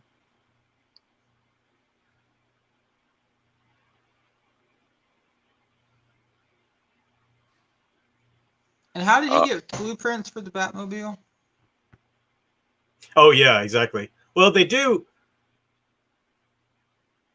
They were in the sewer. Yeah, but it doesn't make a lot of sense. But I think the idea is that they get everything that's discarded via the dump, the sewer, whatever. But yeah, Batman wouldn't have just, given that information away. Yeah, I think they did that well. They did a play on that on Batman the Animated Series, but what happened was the Penguin figured out who was who the engineer was who made the Batmobile for Batman. That's right. Okay? That's right. I Yeah. And then he kidnapped his daughter, says, "You're going to put this in the Batmobile for me, or your daughter's going to, we're going to kill your daughter." Yeah, Forgot about that.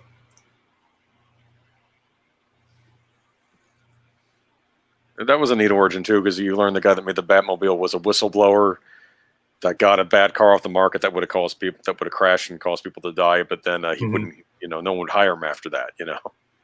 I love the camera work here, seeing each other through the cage.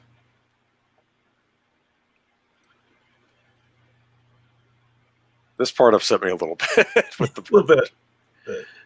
Leave the bird alone. I know.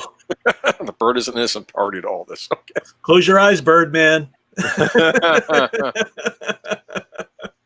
It's not a puppy dog, so I'm okay. And now he threatens the cat, though. There goes the cat.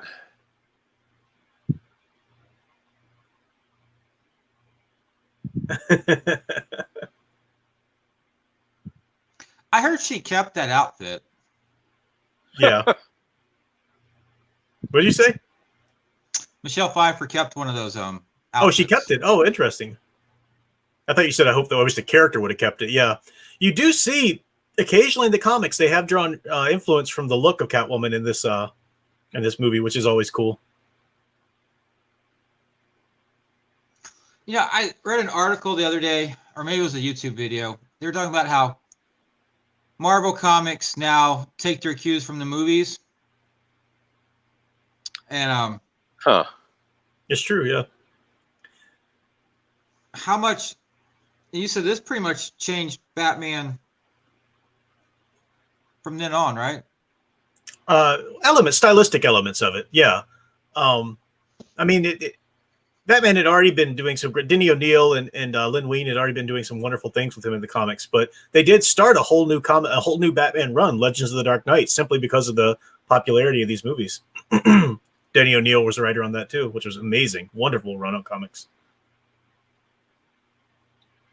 Everybody's talking about the failure and with the lost opportunities with the Universal Monsters reboot universe.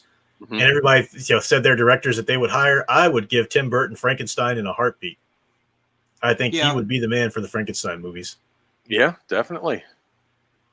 He'd be perfect because he did the Frankenweenie short. Remember that? And they did do. That's true. But he could also do more horrific stuff with Sleepy Hollow, even though it was more satire. Oh, sure. Yeah, no, I would give him Frankenstein in a heartbeat. Yeah, definitely. Not sure who I'd give Dracula to at this point. Hmm.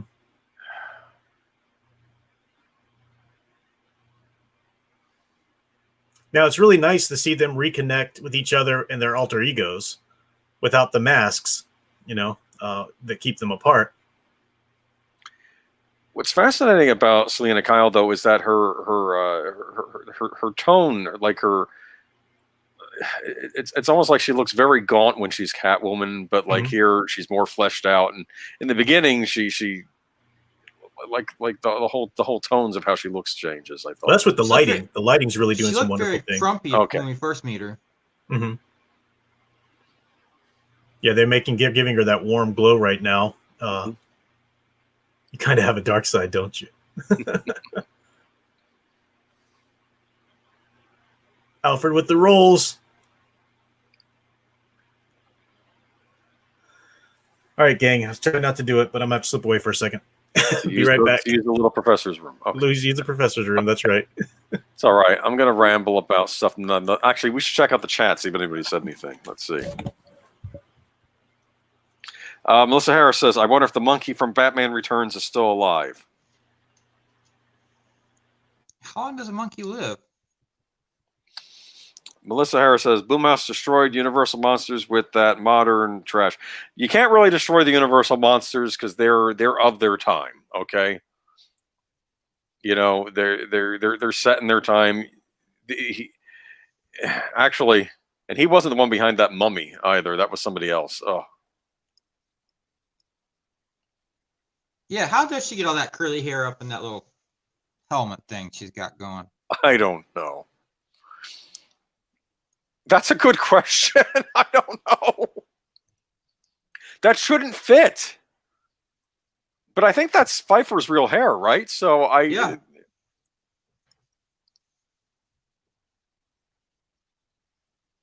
So she must have been able to do it. I mean,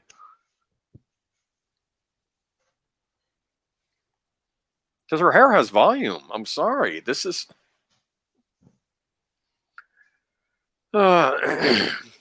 I guess if it's wet. I mean, I've never had long hair, so. Like the fireplace. Bruce Wayne doesn't have to go out on dates. Just bring the woman to the mansion, okay? You know, right? It's probably better than any place you could take them to, right? Yeah, probably so. Although, if I was an ungodly rich person, I would be very careful about who I was alone with. But it did always bug me that the Vicky Vale wasn't in this movie. I get it. I know they were trying to do the sort of James Bond thing where a different love interest for different movie thing, you know, and they were still figuring out how to make superhero movies at that point. But I think they took Vicky Vale, an occasional love interest from the comics, and really gave her a solid place in this mythos. In fact, Sam Hamm, the writer of the first script, did a version for a sequel in which she would have remained as a character along with Catwoman coming in too, and that would have been a cool dynamic, like a love triangle kind of thing. Well, plus you never know. Vicky Vale could come back into his life, right? At least at this point in the series progression, right? Yeah, we're not counting the sequels. I don't know. Okay. Well, you know, it was really interesting. I've said it a couple times. You can go online and find it, but they with the Wonder Woman 77 and Batman 66 or whatever comic books that were so popular, they did work up a pitch to do a Batman 89 comic books that would have taken place after Batman Returns, continuing Tim Burton's story. Oh. So they the Wayans guy, they cast him as Robin in them, and they had and there's some really cool artwork that they did. Billy D. Williams as Two-Face. Yeah, Billy D. Williams as Two-Face, but cool. DC, of course, was like, not gonna do it. Why not? DC. Well, DC may not be doing much for much longer. Rightfully, deservedly so. It's all the headlines keep reading Bloodbath Part 3. Okay, but anyway, we won't talk about that here. That's a nasty burn she's got in her arm. Yeah. Batman, what's wrong with you? It's pretty wicked. That's the melt the bars when the villain puts you in a prison cell or something, right? It's like.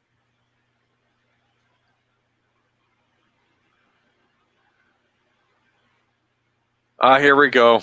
Yep. Trying to frame the Batman.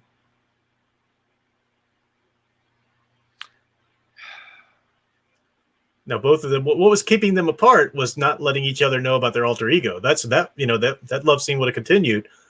So their alter ego, not letting them know about it, is what kept them apart. And the important thing about him having the conversation with her, saying that it's my different side that kept me from the last woman, Vicky Vale, that's not an issue here with the two of them, especially once they both realize they both have these alter egos. And that is why ultimately Catwoman is the best love interest for him in the comics, when DC can actually write it correctly and not screw it up at every single flip and turn.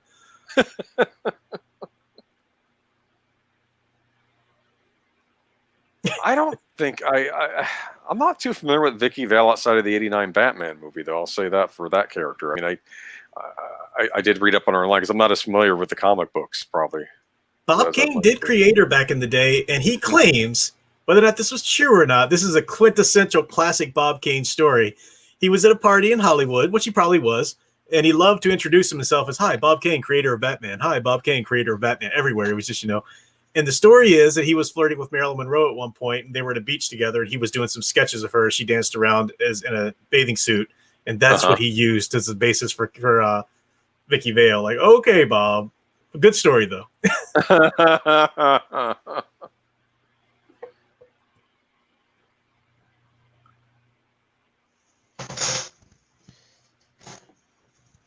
Yeah, show us the flippers, Birdman. It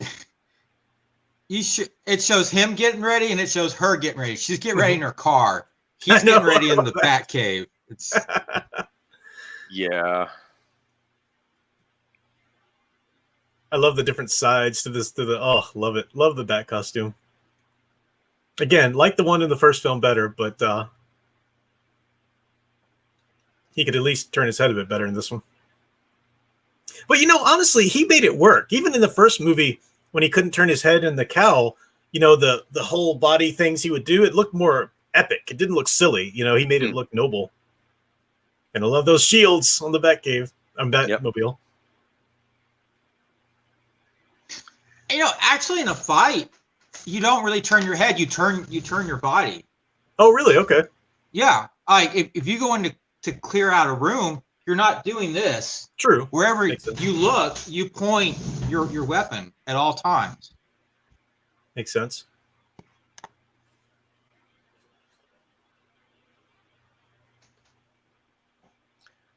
I'm seeing a lot of stuff in here, though, that it felt like groundwork's being laid for Batman the Animated Series. The whole, you had Mayor Hill on there getting into trouble all the time on Batman the Animated Series. You had, because you had the thing with the Penguin taking the car. Mm-hmm. Yeah, they took a lot of ideas and inspiration from this movie as well as the first one. Absolutely. This did really bother me as a kid. I was like, no, villains can't control the Batmobile. Come on. Didn't like that.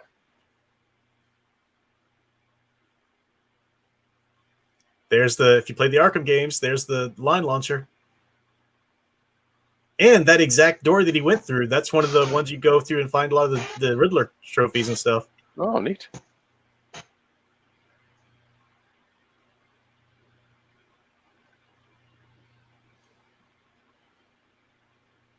Are there any mechanics in that gang? I don't know.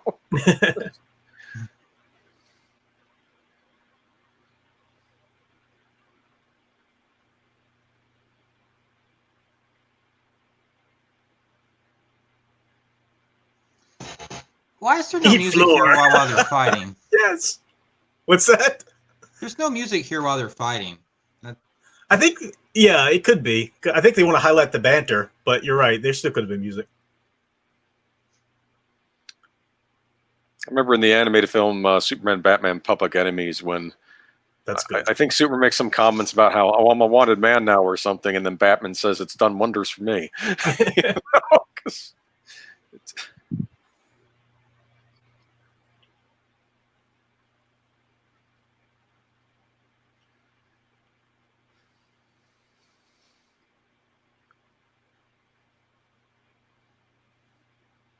Now she's, of course, just keeping him busy long enough. Plus, they don't want her to be a witness to know the Penguin's not the... Mm-hmm. Oh, did y'all ever have lawn darts? Those were awesome.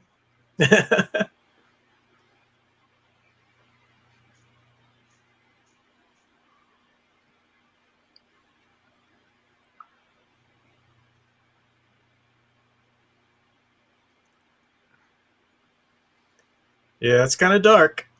Mm-hmm.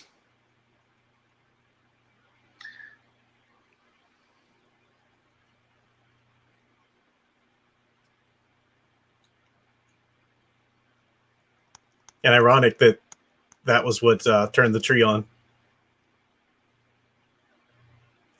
Also, the police officers' costumes, uniforms, that was an influence for the animated series. Longer coats and stuff. Yeah.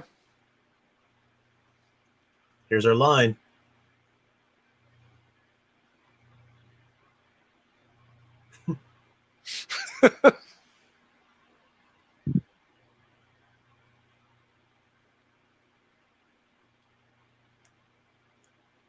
Mistletoe.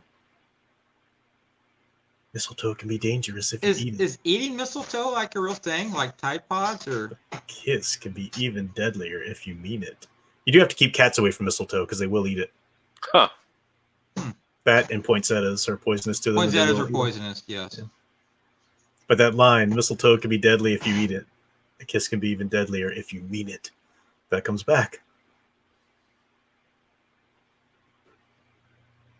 Low blow. Low blow. Yeah.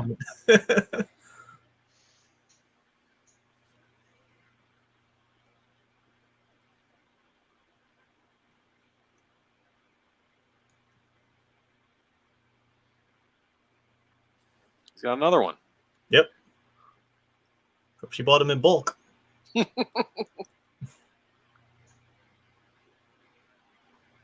Love that. Broke a nail. Love that. What's the word I'm looking for? The wings, the bat. Glider? Glider. Thank you. Bat glider, yes. Bat glider. Does he So do that much more in the stylistic. comic? What's that? No, his cape does it. His cape automatically becomes it in the comics. Have a good night, Greg. Or Craig. Come back and see us next week. We're doing Home Alone. Yeah, see you. Thanks for good comments there. Home Alone, another great score, John Williams. Yes, I was watching that on Christmas again, actually. Me too. Yeah. Even watched part 2, which wasn't as horrible as people say it is. No, I think it's a solid sequel. It's about as best a sequel you get to Home Alone, a movie that didn't really need a sequel, but for what it is, good. Yeah. I mean, it's no Home Alone 4. I mean, exactly. Oh man. Only good thing about that is French Stewart. Yeah. Well, is there a Home Alone 4? I was just being funny. Oh no, yeah. No, there was. Oh, okay. In fact, I think they did a Red Letter Media about it, or there are all sorts of things. I've been finding there was an Addams Family 3 made-for-video movie that had Tim Curry as Gomez. Tim Curry. Yes. Who is it? Daryl Hannah is Morticia? Daryl Hannah, right? yes, Yeah. Morticia. I kept saying, "Why does that woman look familiar?" when I'm watching the review, and I'm like, "Oh, okay." She's not blonde. She has dark hair. Oh, you sent out all the signals. Here we go. I don't think I like you anymore. He says, like you lousy minx, how to have you spayed? You sent out all the signals. It's like a kid in high school, right? I don't like you anymore. You know, I'm going to unfriend you and block you. You sent out all the signals. It's just... To be there, that's probably a healthier reaction than what, like, yes, being for keep holding out hope, right? And she's dropped for a second time. Now the hair pops out. Yep. Oh, I love that. She screams because that's what she swore would never happen to her again, right? And it did. Yep. A powerful man, quote unquote, killed her again. And she was trying to not to be helpless anymore. Oswald means order. You know, while you were using the restroom, Daniel and I were trying to figure out how Michelle Pfeiffer got all the hair in the cat costume, because she has a lot of volume to her hair. We're wondering, how does she tuck all that in? I do really love the quarter little ride, that Batmobile ride that Penguin's sitting in. I know they had them around. There's I don't know if it's still there at the Maryland house, the rest stop on the interstate, the Maryland house. There's one from Batman 3, Batman Forever. I think I did see one of those ones. It might have even been outside a comic book store. I'm trying to think. Oh, nice. Yeah. I have a memory of that for some reason. I couldn't resist hopping in the Batman Forever one. I'm an adult and I'm sitting there going, "This is so awesome."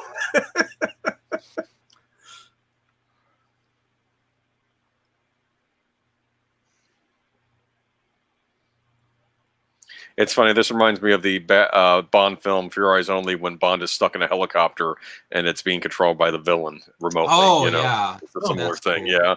I haven't seen any Bond film except for the first one. Dr. No? Yeah, I love Dr. No. Love Sean Connery, but I haven't watched any more of them since then. They're hit and miss, but the first 5 Connerys are pretty solid, and I've liked the others too, some of the others, but I'm sure I would. Yeah, I just never got around to them. I need to get back to reading the books. I read the first 2. I just didn't get around to reading the others. The Fleming books. Okay. Here we go, though. And it's making him look even worse in the public, of course. Has there been any decent Batman fiction written, like fiction books? Oh yeah, oh yeah, Okay, quite a few. Well, the biggest one I'd recommend is Kevin J. Anderson's Batman Superman and Enemies and Allies. Oh, okay. Allies. That's I've got that signed by him, which is awesome. Cool. But yeah, there's been quite a few novelizations of great comic book runs, but also just novels on themselves. And the Batman '89 movie kind of spawned a lot of that, because a lot of people who wouldn't necessarily read a comic book were going to the stores. And you know, when you find like the cheap like novel aisle of grocery stores or drugstores or whatever, they'd have Batman novels there too. Oh, okay.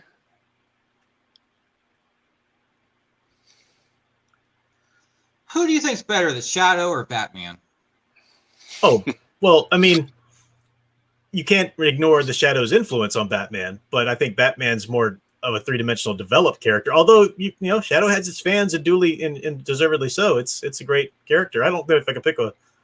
They're different. Shadow's definitively more pulp. Batman's more superhero. I remember years back I think they were doing Doc Savage, and they were also doing Shadow Comics, and they had a crossover event with the two of them. I do have that. Oh, okay. Yeah, I have that. In fact, the Shadow, I think, was well, I'm blanking on his name. Who's the guy that had the rights to the Batman movies that shows up as the producer on all of them? Oh, I'm not sure. What was his name? Look it up. He was a professor. He's actually the guy who did the very first college course ever that was on superheroes. Let's see if I can find it. Michael Uslan? Michael Uslan, thank you. Yes. Yeah, that's him. His first comic foray was with the Shadow. That was how he got into it. With the Shadow first, and then ironically, he's not a very good Batman writer for comics. But well, that can happen. Sometimes if you're a fan of something, you aren't necessarily most suited to be the writer, right? Yeah.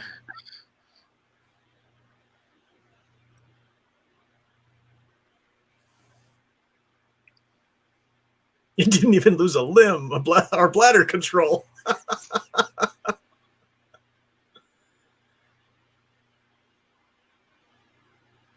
Boo! What? Oh, I'm saying boo to the mayor, you know. Oh.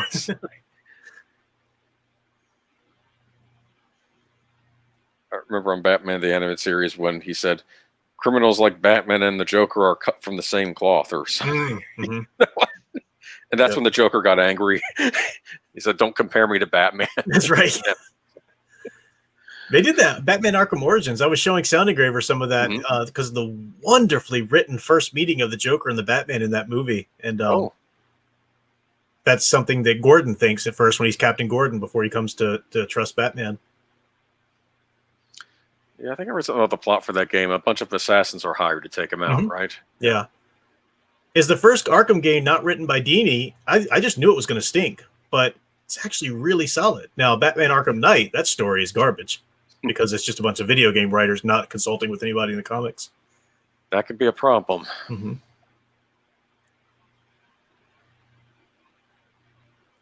I like this. You let Vicky Vale do. I like that they talked about that because that was a problem a lot of people had with the first movie. This is neat. Yeah.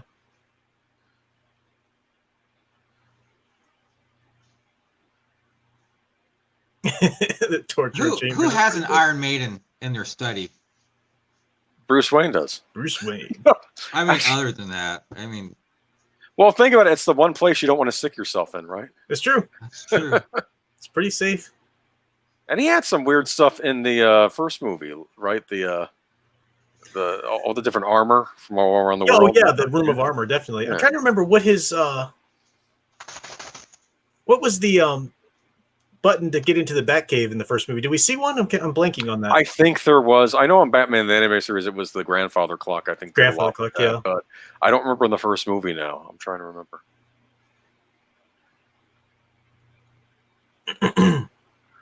Now he's going to give little Oswald a taste of his own medicine. Got Gotta play this stinking city. Mhm.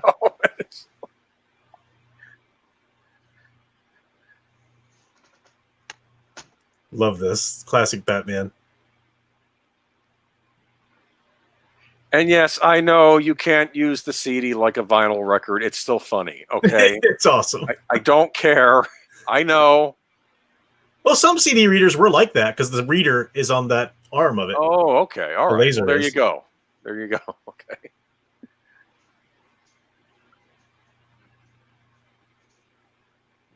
I didn't say that.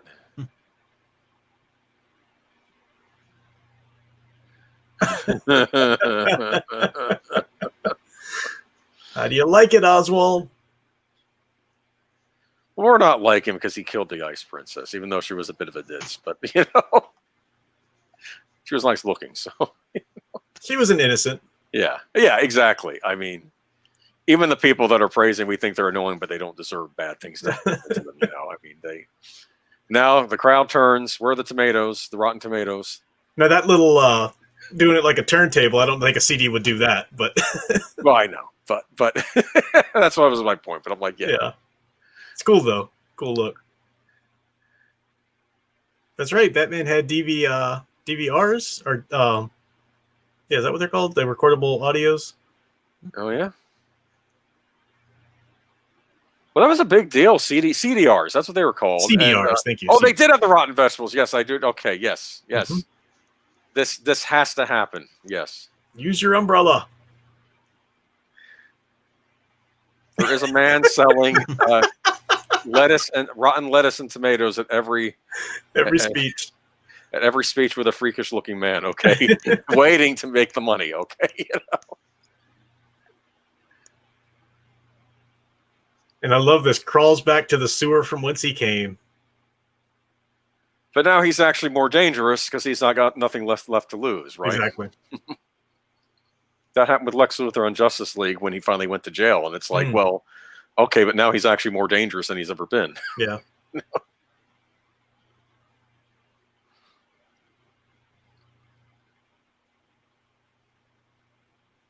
I do have. He often does like to use a choir. I'll say that about him.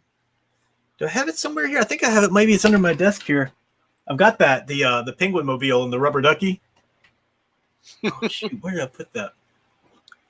My brother had an Atari Lynx, if any of you remember that portable game system, and he had Batman Returns for it. And the first boss you fight in that game is the Penguin on the Ducky. Okay. Oh wow! Nice. Yes. They license out Batman Returns to every game console, but it's like they were all made by different companies. Like Konami did the ones on Nintendo, and Sega did the ones on the Genesis, and I guess Atari made the one on the Atari system. But yeah. Great speech, Oswald. Bam. Don't even try. It's Penguin. Shoot, where is it? That'd be cool to show. You know what? Best just to be the villain if you're, you know. Then the villain posing as the good guy, right? It's more fun. It's a little bit of like a King Herod kind of story twist Definitely. right here, you know? Or I mean, thinking I thought Ramses, yeah, but yeah. The The first boy. Oh yeah, that's right. Yeah, the plague. or Yeah, Seti, I should say, son. was Seti was the father. Seti was the one that had the Israelis. But yeah, same difference. Yeah. Yeah. So. Yeah. Actually, it's Christmas time, so Herod would probably be more accurate. Yeah. Same. Well.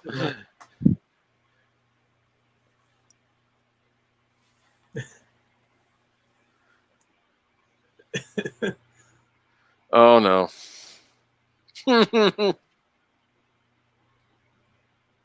It's a lot. I don't know, kids. I didn't sign up for that. Okay. Yeah. You put an ad in the classifieds and just hired these people. Right? I know, right? I'm hoping I didn't. I think I might have put it in storage because it didn't. I didn't have room for it on the Batman shelf, but Oh.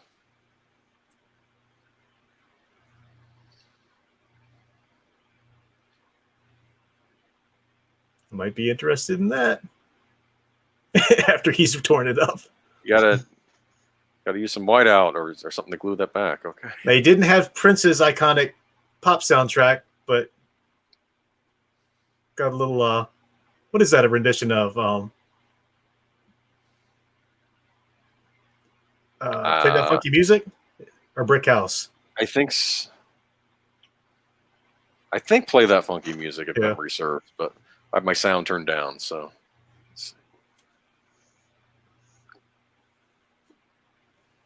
Yeah, I think I do recall being Play That Funky Music. No, this is Super Freak. That's what it is. Oh, Super Freak. Yeah. That actually, well, that's might be appropriate. Yeah, exactly. He just called him a freak. He said, "Yeah." Oh, is that the Red Death? It does look like the Red Death. It looks like the Red Death, doesn't it? Yes. Yep. I do like this song when they meet. And here's where they return to that iconic line. Now, everybody else has masks on except for them, and they're going to unmask to each other here as well.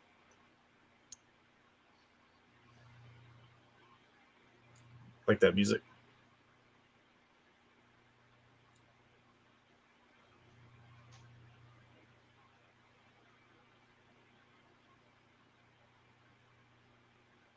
Yeah, Crispy got it there. Did y'all hear that Mary Ann died today? Yeah, Dawn Wells. That's so sad. Yeah. Oh, no, I did not hear that. She had accepted my friend request on Facebook ages ago. I guess she was accepting fans. And I thought, okay, so her marketing person or whatever. But then when you do put images up as a story on Facebook, it shows you which one of your friends has seen your story. And for a while, she kept looking at all my Facebook stories. I don't know if that was on purpose or not, but I was like, Mary Ann sees my Facebook stories. Gilligan's Island.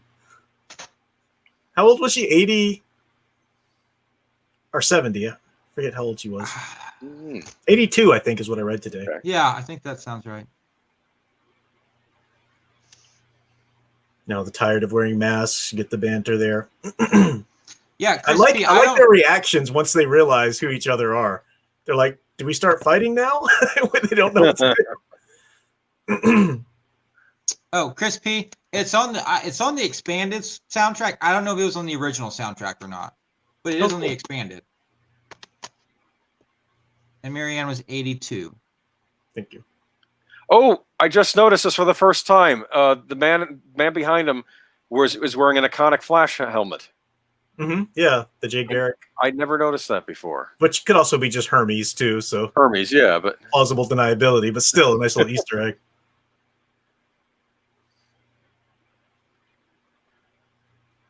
Why have we never gotten a proper Flash movie is beyond me. Well, it's not beyond me. We know why. But anyway, but that would have seemed like an obvious choice back in the day. But now that's really kind of moving. She finally is having this sort of break, going back to the wound that was there. Now she sees the mistletoe.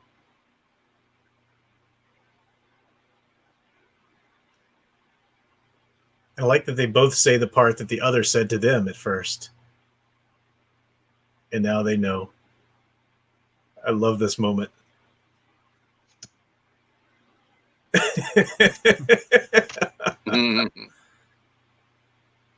Let's just keep dancing. Just keep dancing.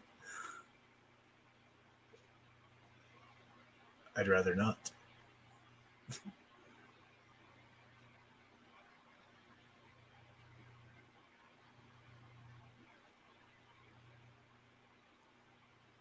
Yeah, I'd love to. I'm going to look for that. So that's a double CD of the pop soundtracks or the score, Daniel? It's the score, but the song is on here. Okay, if I recall cool. correctly. Is the Prince music on there at all? No. No. It did have the Prince album. That was sweet. This is an iconic image here. Mm-hmm. This has been done in the comics quite a few times too, from this movie. Yeah, and they've even got Super Freak on here too. No, they do. Track. Or that rendition of it. They do that. I got the Beverly Hills soundtrack, the special edition of that, and it has the pop songs, but it also has all the musical cues too. Beverly Hillbillies? Beverly Hills Cop. Oh, Beverly Hills Did Cop. I say Hillbillies? Maybe I did. No, you said Beverly Hills. I just didn't know. Okay. Beverly Hills Cop. I got excited because on the Beverly Hillbillies soundtrack, Jim Varney does a remake of a classic 50s song. Oh, really? Ernest himself is singing what's the song? Hot Rod Lincoln. That's right. 50 song.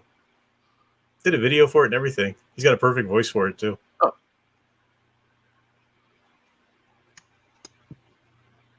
I like that the politician, the mayor, goes as though he's been stabbed in the back. That's costume.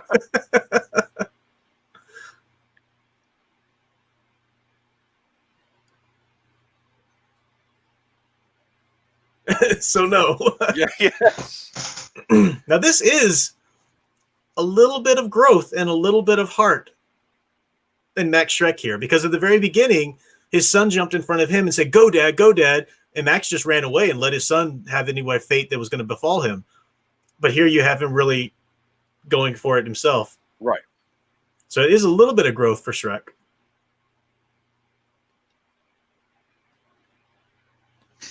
I will say this about Shrek. It's nice to see someone else besides me has a full-length black evening cloak.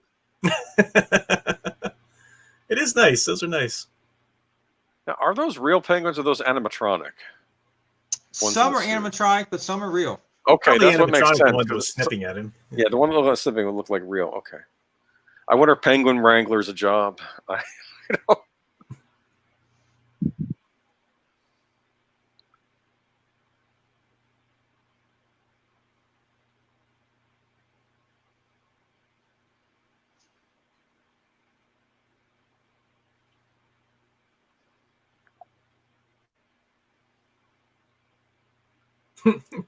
Pied penguin action.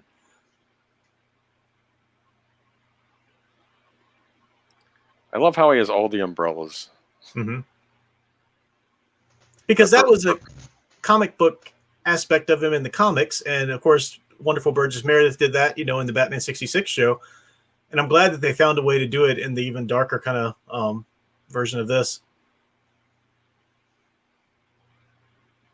This is so sinister. Mm-hmm. Got a train taking all the kids away.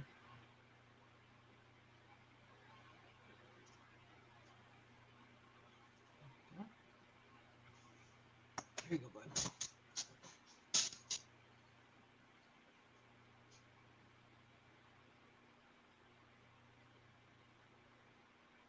There's the Batman. You're not stealing kids on Batman's watch.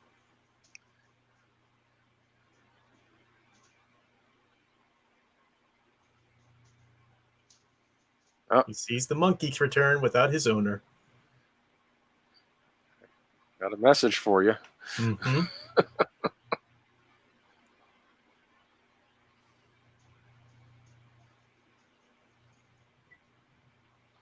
Yeah, they don't go to the point where we actually see him trying to lead the kids. The Batman stops it in time, so before he gets there. Batman saves the kids.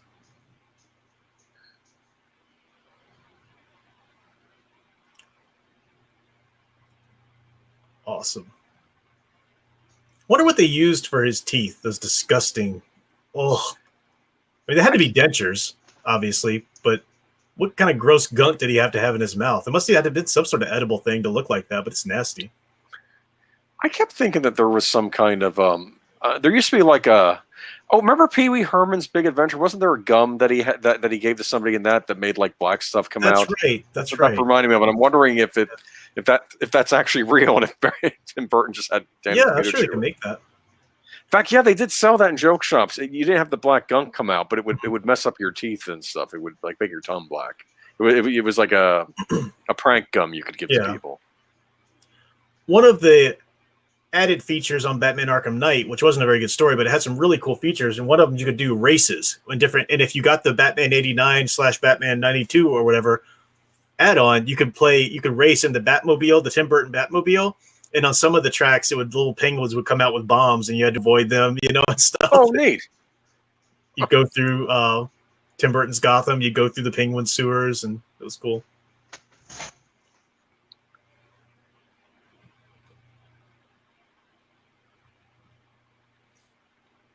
Yeah, if you ever get a chance, check out the Super Nintendo game based on this movie, just because it's It actually follows the movie fairly closely, which is odd for a video game. You know, I've got it on my retro box. That'll be one that Michelle and I will tackle. Sound Engraver and I will tackle. Check it out. And they also licensed the score to the movie. Oh, cool. Which is unheard of. Konami would license the scores, and it's of course Super Nintendo version rendition. I know they did that with the first one, didn't they? No, not for the one on the NES, because that was Sunsoft. That had an original score, and it was still good music, but it was an original score written for the game. Whereas the one Konami made for the Super Nintendo actually was they actually got the music from the movie, and they used that. Okay. But to be fair, the NES music is also very good too. It just it was written originally for the game. It's almost like a different take. Yeah, when they can't get the licensing and they do make their own, sometimes they can make some pretty sweet music, like the Batman Returns Xbox 360 and PlayStation 2 video game had some amazing Batman music. I mean, Superman music. Superman Returns. I'm sorry. Is that what it is? Yeah. Yeah, and I think it's interesting you bring that up because I think EA put that out, and they did the same thing with one of the Harry Potter games. They couldn't get the Williams score, but the music they replaced it with was actually pretty good in its own right. Interesting. Okay. There's the Batboat. How awesome would Harry Potter have been if John Williams had done all the films? The cool thing about this Batboat here is that if you push his head down, the wheels roll. Let me see. Oh. So it can fly it across the desk. You push his head down and it zoom. Oh my! Is that from the Happy Meal? Yep. Oh, I didn't get those. I don't know why I didn't. Birdman just sent me the Catwoman one, so I need to find that one used somewhere. It's not too expensive. I think I was at that age where I was too old to be comfortable enough eating a Happy Meal, but not older where I didn't care anymore. You know. Yeah. Because I remember when Burger King did the Superman the Animated Series kid meal, I got one and I got Lois Lane in a little car. Oh, nice! I like that. That was years. Was later. that the right Catwoman? Professor Geek? That's the one I think. Yeah, that's the one purple. You do not have. Yeah, that's the one I don't have. Oh, I did do the Happy Meal when Batman the Animated Series was out, and they did it. This was right before Master of the Phantasm came out. They did a Happy Meal set, and I was like, oh, cool. And I got Poison Ivy, and her little car has like a Venus flytrap on the end. It opens and closes as you roll. Oh, nice. Something's jamming his signal. I do like. I forget they had a name for that character, the blonde woman that's doing the play-by-play. They had a name for her in the comics and in the toys, but she's another iconic Tim Burton type of blonde. You know, the villain like Penguin would have to have a blonde second. Is she reading in like either a German or a Russian accent or something too? I'm trying to remember now. I thought it was just a bland voice, but it might be. Okay, maybe not. I'm so I seem to recall that. They're all coming back to him, I think, right? Yep. Yeah, with the bombs. Oh. And here's the Batman music I've been waiting for. Thank you. The Batboat. There it is. There's the Batman theme we need.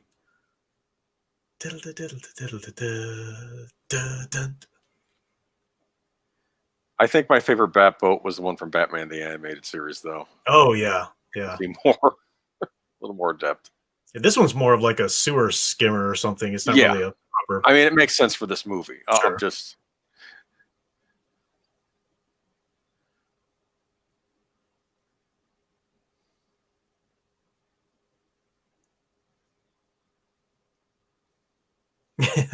they're leaving the place. Even she takes off. Like that fading into the dark. I remember now. I asked for this for Christmas because this was an HBO movie, and we had Showtime, so I knew I wouldn't be able to watch it.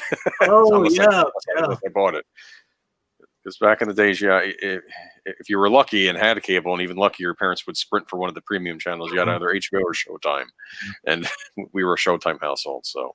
We lived out in the rural area, so we didn't get. There was no such thing as cable here until like I was a teenager, but. We did have one of those huge, ridiculous satellite dishes at one point. Wow. So you must have gotten a lot of stuff off of there. Okay. Yeah, yeah. I just watched the Catwoman. Dude, you didn't have to do that. Oh, I just did it. I can't do it. Wow. You're the man, dude. I that's his way of making sure I come back and do another guest stint. Yeah, that's right. You got it. Okay. That's awesome. Another guest stint. Okay. We'll have to figure out what movie to do.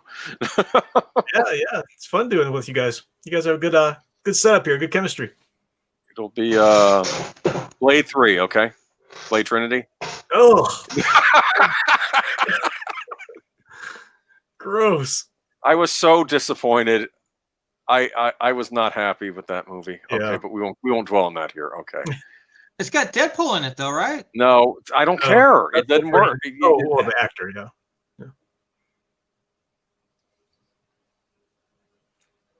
I love this. Wait for it. There they are. Maybe Batman Forever. I don't know what the score's like, though, if it's worthy of a... It's Elliot Goldenthal. He's kind of hit and miss for me. Okay. The funny thing about the Batman Forever is that the soundtrack, not the score, was like this big thing back in the day. Like everyone had the Batman Forever soundtrack with the Seal song and the U2 song. Oh God! Oh man! Seal, Kissed by a Rose from the Grave. Oh, shut up right now, please, dear Lord. I did really like though U2's song for Batman and Robin. Hold me, throw me, kiss me, kill me. That was from Batman Forever. That was from Batman Forever. Good. Oh, that was Batman Forever. Okay. Yeah. And the video is awesome too. The animated. U2 kind of hit or miss for me, but some of their songs are amazing. I really love them. I never understood people who just like anything they ever do. Like, This is like the tradition of the villain hanging out in either the abandoned amusement park or the abandoned World's Fair or, whatever. It's usually the Joker in the cartoons, but the Penguin's got his little... The Riddler hung out in the World's Fair too, and I assumed that it was the same World's Fair that we saw in Mask of the Phantasm. Oh, right, okay. Because that's where they found him when he was using his virtual reality machine on Commissioner Gordon. And it was... That sewer water looks pretty clean there. Yeah, sure it is. Well, actually, yeah, it does look clean. I'm thinking that.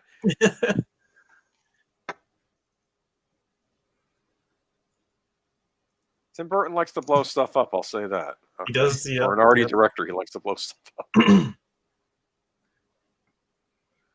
I love that we see her completely tattered now because her personalities, her identity's tattered at this point. She doesn't know which one she's going to go back to. A very big ball of string. That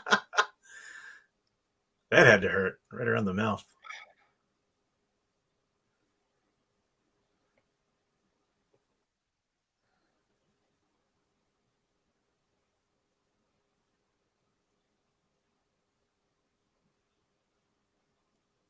Oh, I love that polar bear. That's a cool shot. Yep.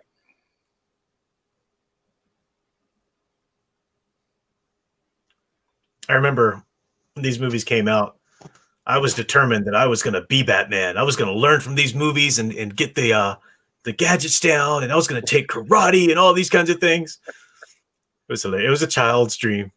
I'll talk about. I was the same way with Indiana Jones, so we'll talk about that when we do the thing. This is one thing that seriously bothered me too.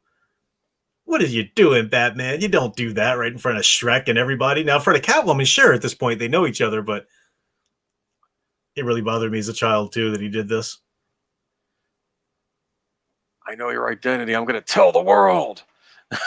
Yeah. I always have problems with the Spider-Man films because everyone knows who Spider-Man is. I'm like, no, that's not Spider-Man. I love the scene in part 2 that when everyone on the train sees it, makes the pledge. Good. We will never say what we saw here today. We all made a pledge. I like that. Yeah, that was the hero cool with that. People. But Dr. Octopus knowing, no.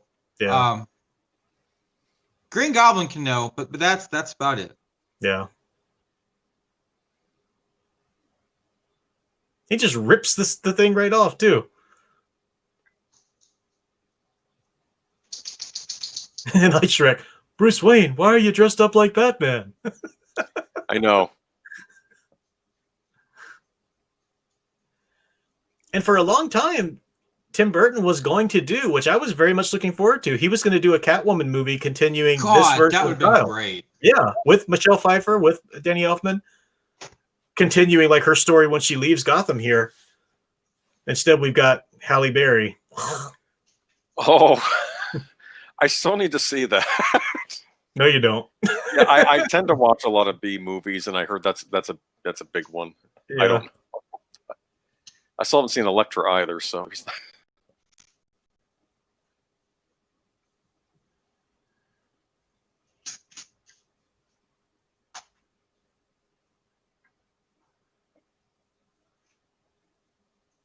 Okay. This has always been a thing with me. Those are blanks, right? Yeah. Yeah. Okay.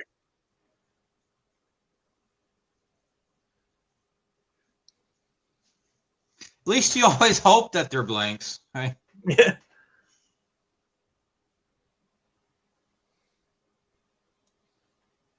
Baby.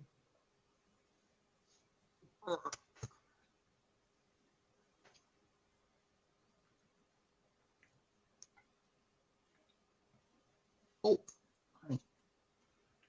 She mentioned Christmas, Daniel. Yep, There you go. that's right. She said the word Christmas.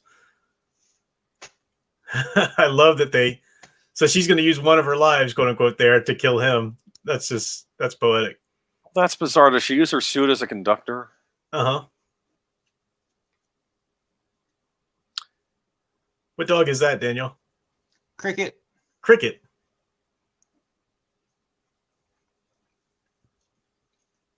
She makes tauntaun noises a lot. We call her my little tauntaun. Nice. I had the DVDs of this, and I actually I think it was last year or maybe earlier this year. I upgraded to the Blu-rays because they had them like one of those bargain sets for like 15. You get like all 4. Okay, and I was like, okay, I'll upgrade, and then all of them had nice artwork except for the '89 Batman, which just had like a basic looking disc, and I'm like, they're trying to get rid of their old discs, but they ran out of the ones from Batman '89, so they burned me one. I was like, but the disc is fine, but it's just it didn't have the nice artwork like the other ones. Yeah. Is this the one you got? Is this it? Oh, let me take a look. Hold on. I'm watching you on the tablet, and you still holding it up? Yeah. Sorry. Okay. No, I got the cheap version. Okay. See, but the discs in my cheap version came from your fancy version. I had the fancy versions of the original of the DVDs because I just got them on DVD, and I kept buying them piecemeal, like one at a time, because I just bought the first 2, and I'm like, is Batman Forever really that bad? No, and then it's like, is Batman and Robin really that bad? And then like, oh no, I tried watching it again. That one is, yeah. Forever has its good points and its bad points. Yeah.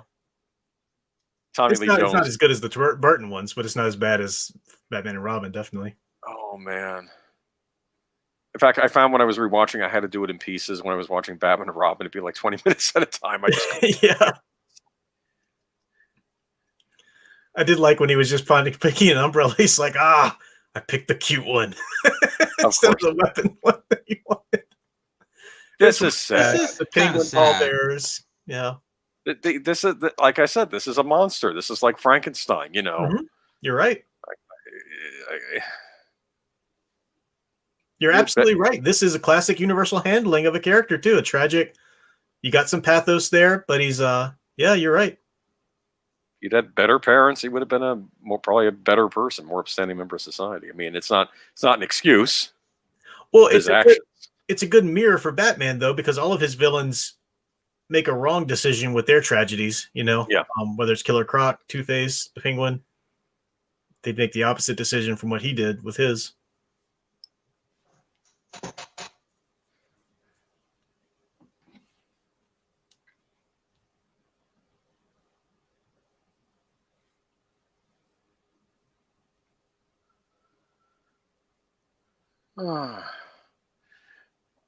I was always annoyed with these movies because I'm like, they keep killing off the villains so they can't return. It's like, Yeah. Yeah. And I'm like, can the Penguin return? Maybe those are superficial wounds, right? I didn't like that Joker died in the first one either, but that was the thing in these movies. You had to definitively overcome the bad guy, before they really learned to make the comic accurate. Yeah. Like another way around that, though, is to have the Joker like the building blows up, but you don't actually see him die, or something like that. Yeah. Like they've. Oh. But he does find Miss Kitty, her cat. Well, this was me. And I remember as a kid wondering, is she still alive? That's what I kept thinking. You know, it's like, that's what I guess the point is, yeah, she is. But it was like, it pops in right at the very end. And it's like, oh, we get the credits. Now, I don't know. I haven't done the research, but I doubt it. I don't know if there was ever even any story treatments or outlines for a possible Tim Burton Catwoman movie. I know he wanted to make one. That's what was said. He was going to make one because that was his consolation for them giving Batman to Joel Schumacher at that point. They were going to say, well, you can make a Catwoman movie. But I don't know if there was any of your story treatments. But if they ever did get to make the Batman 89 comics, it'd be cool to do a Batman 89 Catwoman or Batman 91 Catwoman or whatever based on that story treatment if it was one. Yeah, that would have also been like a neat project. They made those comics to adapt those into one of those DC animated movies and actually get the actors back to voice. Yes. But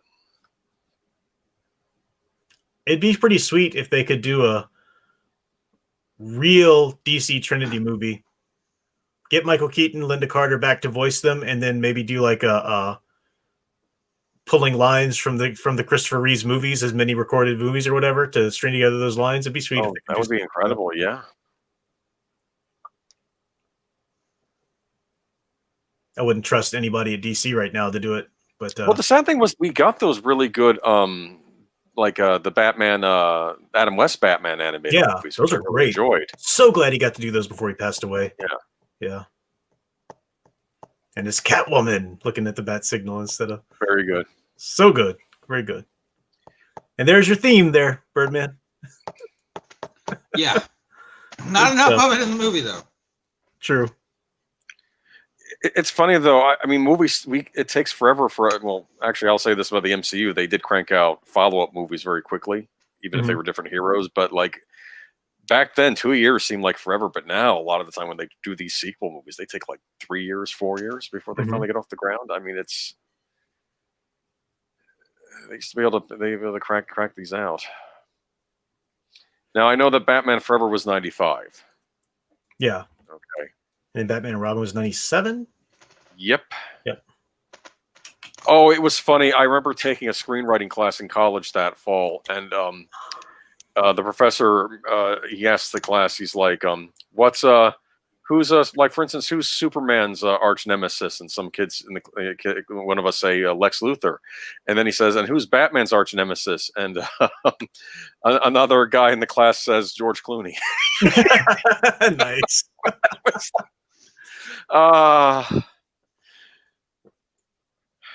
Nowadays it's Zack Snyder. Whatever, man. You're just a Snyder hater. Oh, man. I didn't like his Dawn of the Dead remake. I was not happy with that when that came out. That was his first claim to fame. And, and then he did 300 was his big thing after that. Then he did Sucker Punch. He did Watchmen, which Watchmen, the subject matter was custom made for Snyder's vision, because that was when he was doing Watchmen and Nolan was doing the Batman. That's when they asked him, so would you ever do any superhero comic book movies? And he said, nah, maybe if Batman got like prison rape, then it'd be dark enough for me to do. And Warner Brothers said, let's get him to do Superman. I didn't know that. I didn't know he said that. That's horrible. Okay. They had so many high-profile people in Hollywood wanting to do a Superman movie. M. Night Shyamalan wanted to do a Superman movie in the worst way, and they wouldn't give it to him. I wouldn't give it to him either. But Brad Bird, hello. Give him Brad Bird made sense. The stars. Brad Bird made sense because he did Mission Impossible: Ghost Protocol, so he showed he could do live action. Okay. Yeah. And Iron Giant and Incredible, so he knew superheroes. Yeah. So Superman's handily. I think what else though? Danny Elfman did get his 6th BMI award for this film score, though. Oh, cool.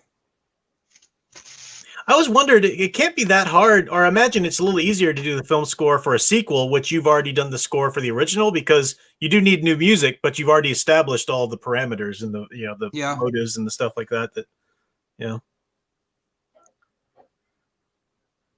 Very little. I don't know if there was any CG in this movie except maybe around the Batmobile. Or was that practical? That was CGI with the shields. Yeah, with the armor. Okay, yeah. A few of the penguins were, but not the penguins. trying to think. I know there was some at least blue screen stuff with like Batman hanging off the rooftop and stuff, but maybe with his cape. It is kind of funny watching Batman 89, and the first time you ever see Batman on the rooftop and he turns around, you see the cape swish, and you can so tell that's like 2D animation over a 3D animated or 3D films. But I like it because this is not our world. I think that's exactly sort of a signal, you know. Yeah. So let's see. This is back when credits didn't last 20 minutes, right? Okay. Where's the end credit scene? There isn't one, but I as I made a point to Daniel, wait for it at the end of Young Sherlock Holmes. There was an end credit scene. Yes. Oh, there is. Okay, cool. Yes. Interesting. I don't know how many movies did that. Ferris Bueller's Day Off did it. That was famous for doing that one. Mm-hmm. But yeah, you didn't get that often. Trying to think though. Knife Thrower Dame. That's a good casting credit. Knife Thrower Dame. Yeah. I don't know though, but I just remember the Batman Returns video game though. I love beating up the clowns. Okay. I don't know why that's cathartic. It's just... I got my I don't know if you've heard of these. What were they called? They were called something, but it was like the retro box. I got one for my nieces, each of my nieces, and I got a great deal. They're only like $20, but it was retro Game Boys, and each of them had 400 games on it, 400 plus games. And I think I've seen those. I think does Retrobit make those? I think I think maybe, I saw those. Yeah. They have like the Mega Man games on them and stuff like that. Yeah. All the Super Nintendo and Nintendo and Genesis games. Yeah, I've heard of those. I don't think I played them, but yeah, I remember that. Okay. Dolby, Technicolor, Dolby Stereo. Interesting. I did not know that. I'll have to go back and look at those. That's just pretty cool. Yeah. Stereo. That back then stereo was a big deal to get that in your movie theater, right? Okay. Oh yeah, that's right. And then Lucas did the THX. Didn't Lucas Arts do that or something? Develop something? Mm-hmm. Yeah.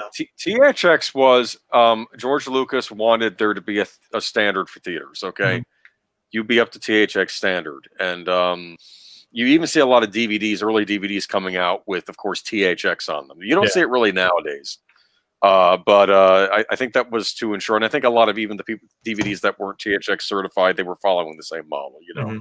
You want to have the appropriate sound. You want to have the appropriate image. You know, they have to be up to a certain standard. And keep in mind too, I think even stereo. I think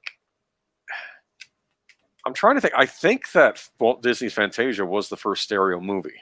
Really, was it? Interesting. Yeah. And I think that was one of the big problems with it upon distribution, because I think Walt Disney insisted on having stereo in every movie theater.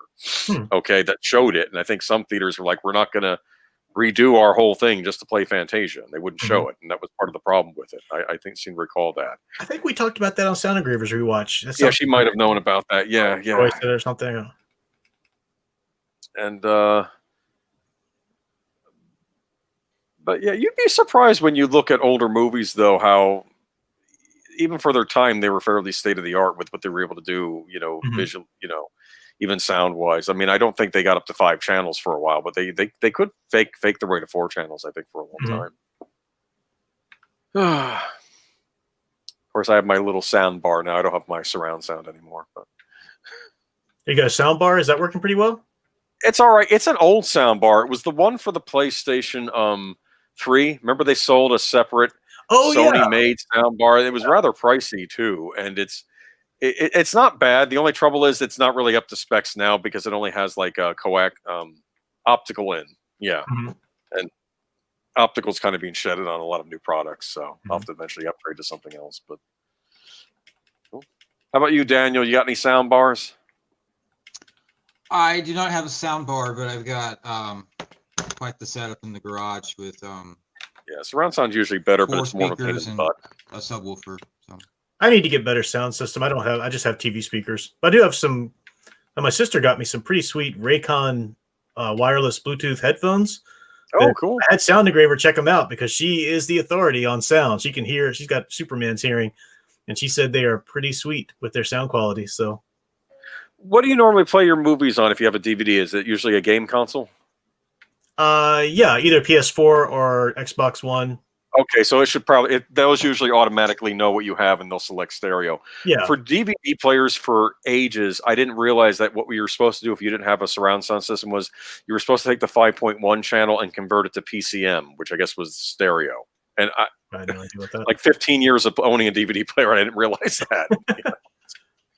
Oh, okay, cool. So that was Batman Returns. Any other thoughts? Nope. What do you think, Daniel? Can you see any good in it now? I like the score separate from the movie. Oh my I goodness. don't like the score with the movie. I don't really like the movie that much. I like. Did you see it when it came out, Daniel? I did not. I was not. I've never been a Batman fan. Except of course for Ben Affleck. I mean, oh Lord, he's like the bestest Batman ever, right? You have to buy me a lot more Happy Meal toys. And that Henry Cavill guy, man, he is like the epitome of Superman. I didn't care about Superman at all until I saw that movie. Daniel, I'm curious. What was your introduction to superheroes in like movies or just in general? I'm curious. Well, Star Wars was the first movie I saw. Well, I know, but like superheroes, so like cape types, costume type wearing superheroes, like the Marvel characters or DC. I had Spider-Man toys as a child. So was it Spider-Man? Was he your first? Yeah, I would say I was always a Spider-Man guy. I'm still a Spider-Man guy. Because I've been talking to people a little younger than me, like just in my work and stuff, and they do not like Batman. And this is like a thing. Really? And I've noticed this, and I'm wondering if you were not introduced to Batman like back in the day as your first hero and you grew up on Marvel. And I'm wondering, especially too, with DC's treatment of the character too in recent years, that people are not becoming Batman fans anymore. I don't know. I mean, like I said, I'm probably reaching. Maybe it's just this. Maybe it's just isolated with Daniel and the people I know. But I've noticed this. Like people do not like Batman. Batman's so oversaturated, and everybody picks him to the detriment of any other character. That I'd be pretty excited if I met somebody who didn't like him. Well, I think another part of my issue with how they're portraying Batman is Batman in recent years, he's always being portrayed as a jerk. Okay. Mm-hmm. Yep. Am I wrong? I mean, no, you're right. Even as much as I love Batman, the Superman animated series, everything, as soon as he starts showing up with Superman, he's kind of acting like a jerk. And even going into the new Batman adventures and on the Justice League. And he's not nearly as bad as we see him in other things too, No, but it's like, I saw more of his compassionate side, like on Batman the Animated Series, or even in this movie to some extent. I mean, I don't know. I enjoyed the cartoon that came out in the early 90s. Yeah, the animated series. That's great. And I really like Batman Beyond. That was probably my Batman, was Batman Beyond. They made some story choices that were weird. That was Bruce Timm getting a little weird, but yeah, it was cool. It was cool nonetheless. We should talk about Batman Beyond sometime. But anyway, that would be a whole nother discussion. Are you of my opinion, or do you think it's Here's my opinion. There's a lot I love about Batman Beyond, but it's imperfect. Yeah. For starters, they build up Derek Powers, Blight, as the big villain, and then they drop him after the first season. I'm like, where is he? And that's where Bruce Timm got his little Bruce Wayne and Barbara dalliance thing, which is ridiculous, utterly ridiculous. He's been pushing that for so long, and it doesn't work. And then they did it in that Killing Joke movie, and everybody. One of the women I work with says that she was upset because Batman and Batgirl do it in the movie, and like I said, what is Batgirl like a teenager, and like he's in his 40s? Not to mention the daughter of his best friend, Commissioner Gordon, and plus, it's just weird. That's a perfect example of Bruce Timm. Everybody thought he was the one because he was behind the animated series, and if only he would come back, we'd get our real iconic. And once he did come back and gave us garbage, people realized it's not Tim, it's Dini. Yeah. And if you got Dini and Tim working together and Dini putting a leash on Tim, then you could have true magic. But no, Tim is not the be all end all. No. But there were things I did love about Batman Beyond, and things that were perfect. Like, yeah, I agree. Like the April Moon episode, I thought was a great talk about almost like an EC comic type of Batman story. Like, but where you find the guy that created the suit. The newer suit, and it's almost like a crime type story from his perspective. But I don't know.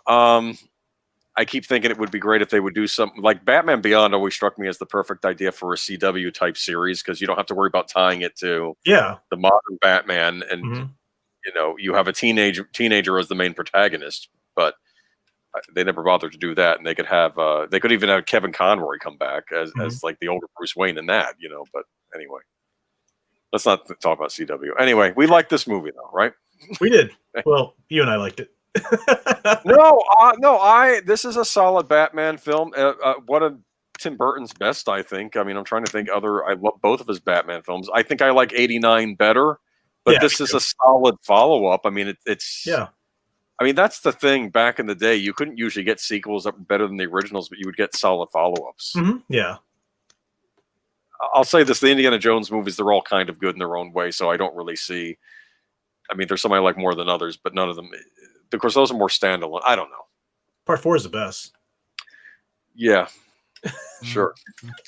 I've argued this with Daniel, though. As many issues I have with Part 4, Part 4 doesn't ruin the character of Indiana Jones, right? Yeah. Or maybe you argue with me. I don't know.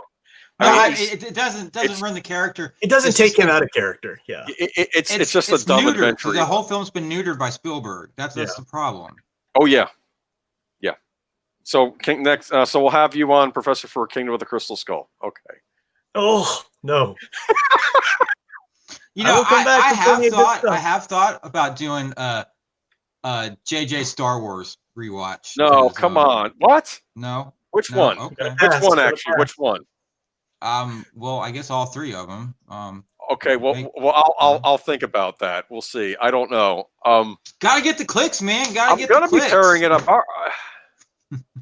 I didn't. Speaking of clicks, do you know how to do thumbnails, Daniel? I can walk you through that if you want. It'll yeah. That would be cool. That would drive more people to your channel if they can see a thumbnail when it's a pre-scheduled. Yeah, that would be awesome. Stream. Yeah.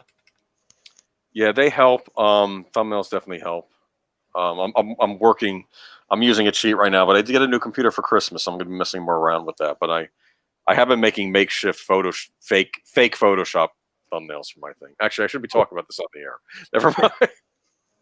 And Daniel, if you come across some interesting little conversations we have or you guys have on the streams, cut them out and like talk of the such and such in this movie or whatever, and put them as your get at least one set video a week. At first coming out just edited, and you've got the streams to edit from, so you don't need to do any extra recording work. Yeah, I don't know how to do that. I'm pretty Amish when it comes to technology. I can walk you through it if you're ever interested. Yeah, please do. That would be awesome. All right, cool. All right. Anything else to add to Batman Returns? Nope, I'm good to go. Thank you for coming on, Professor Geek. No problem. I will be back again. It's a lot of fun with you guys. Yeah. Oh, I'm looking at the special features on the Blu-ray. There is a Susie and the Banshees music video. Nice. Okay, I have to check that out on mine too. Okay. Sweet. All right. I will check that out. All right, cool. Well, thank you for having me on, Daniel.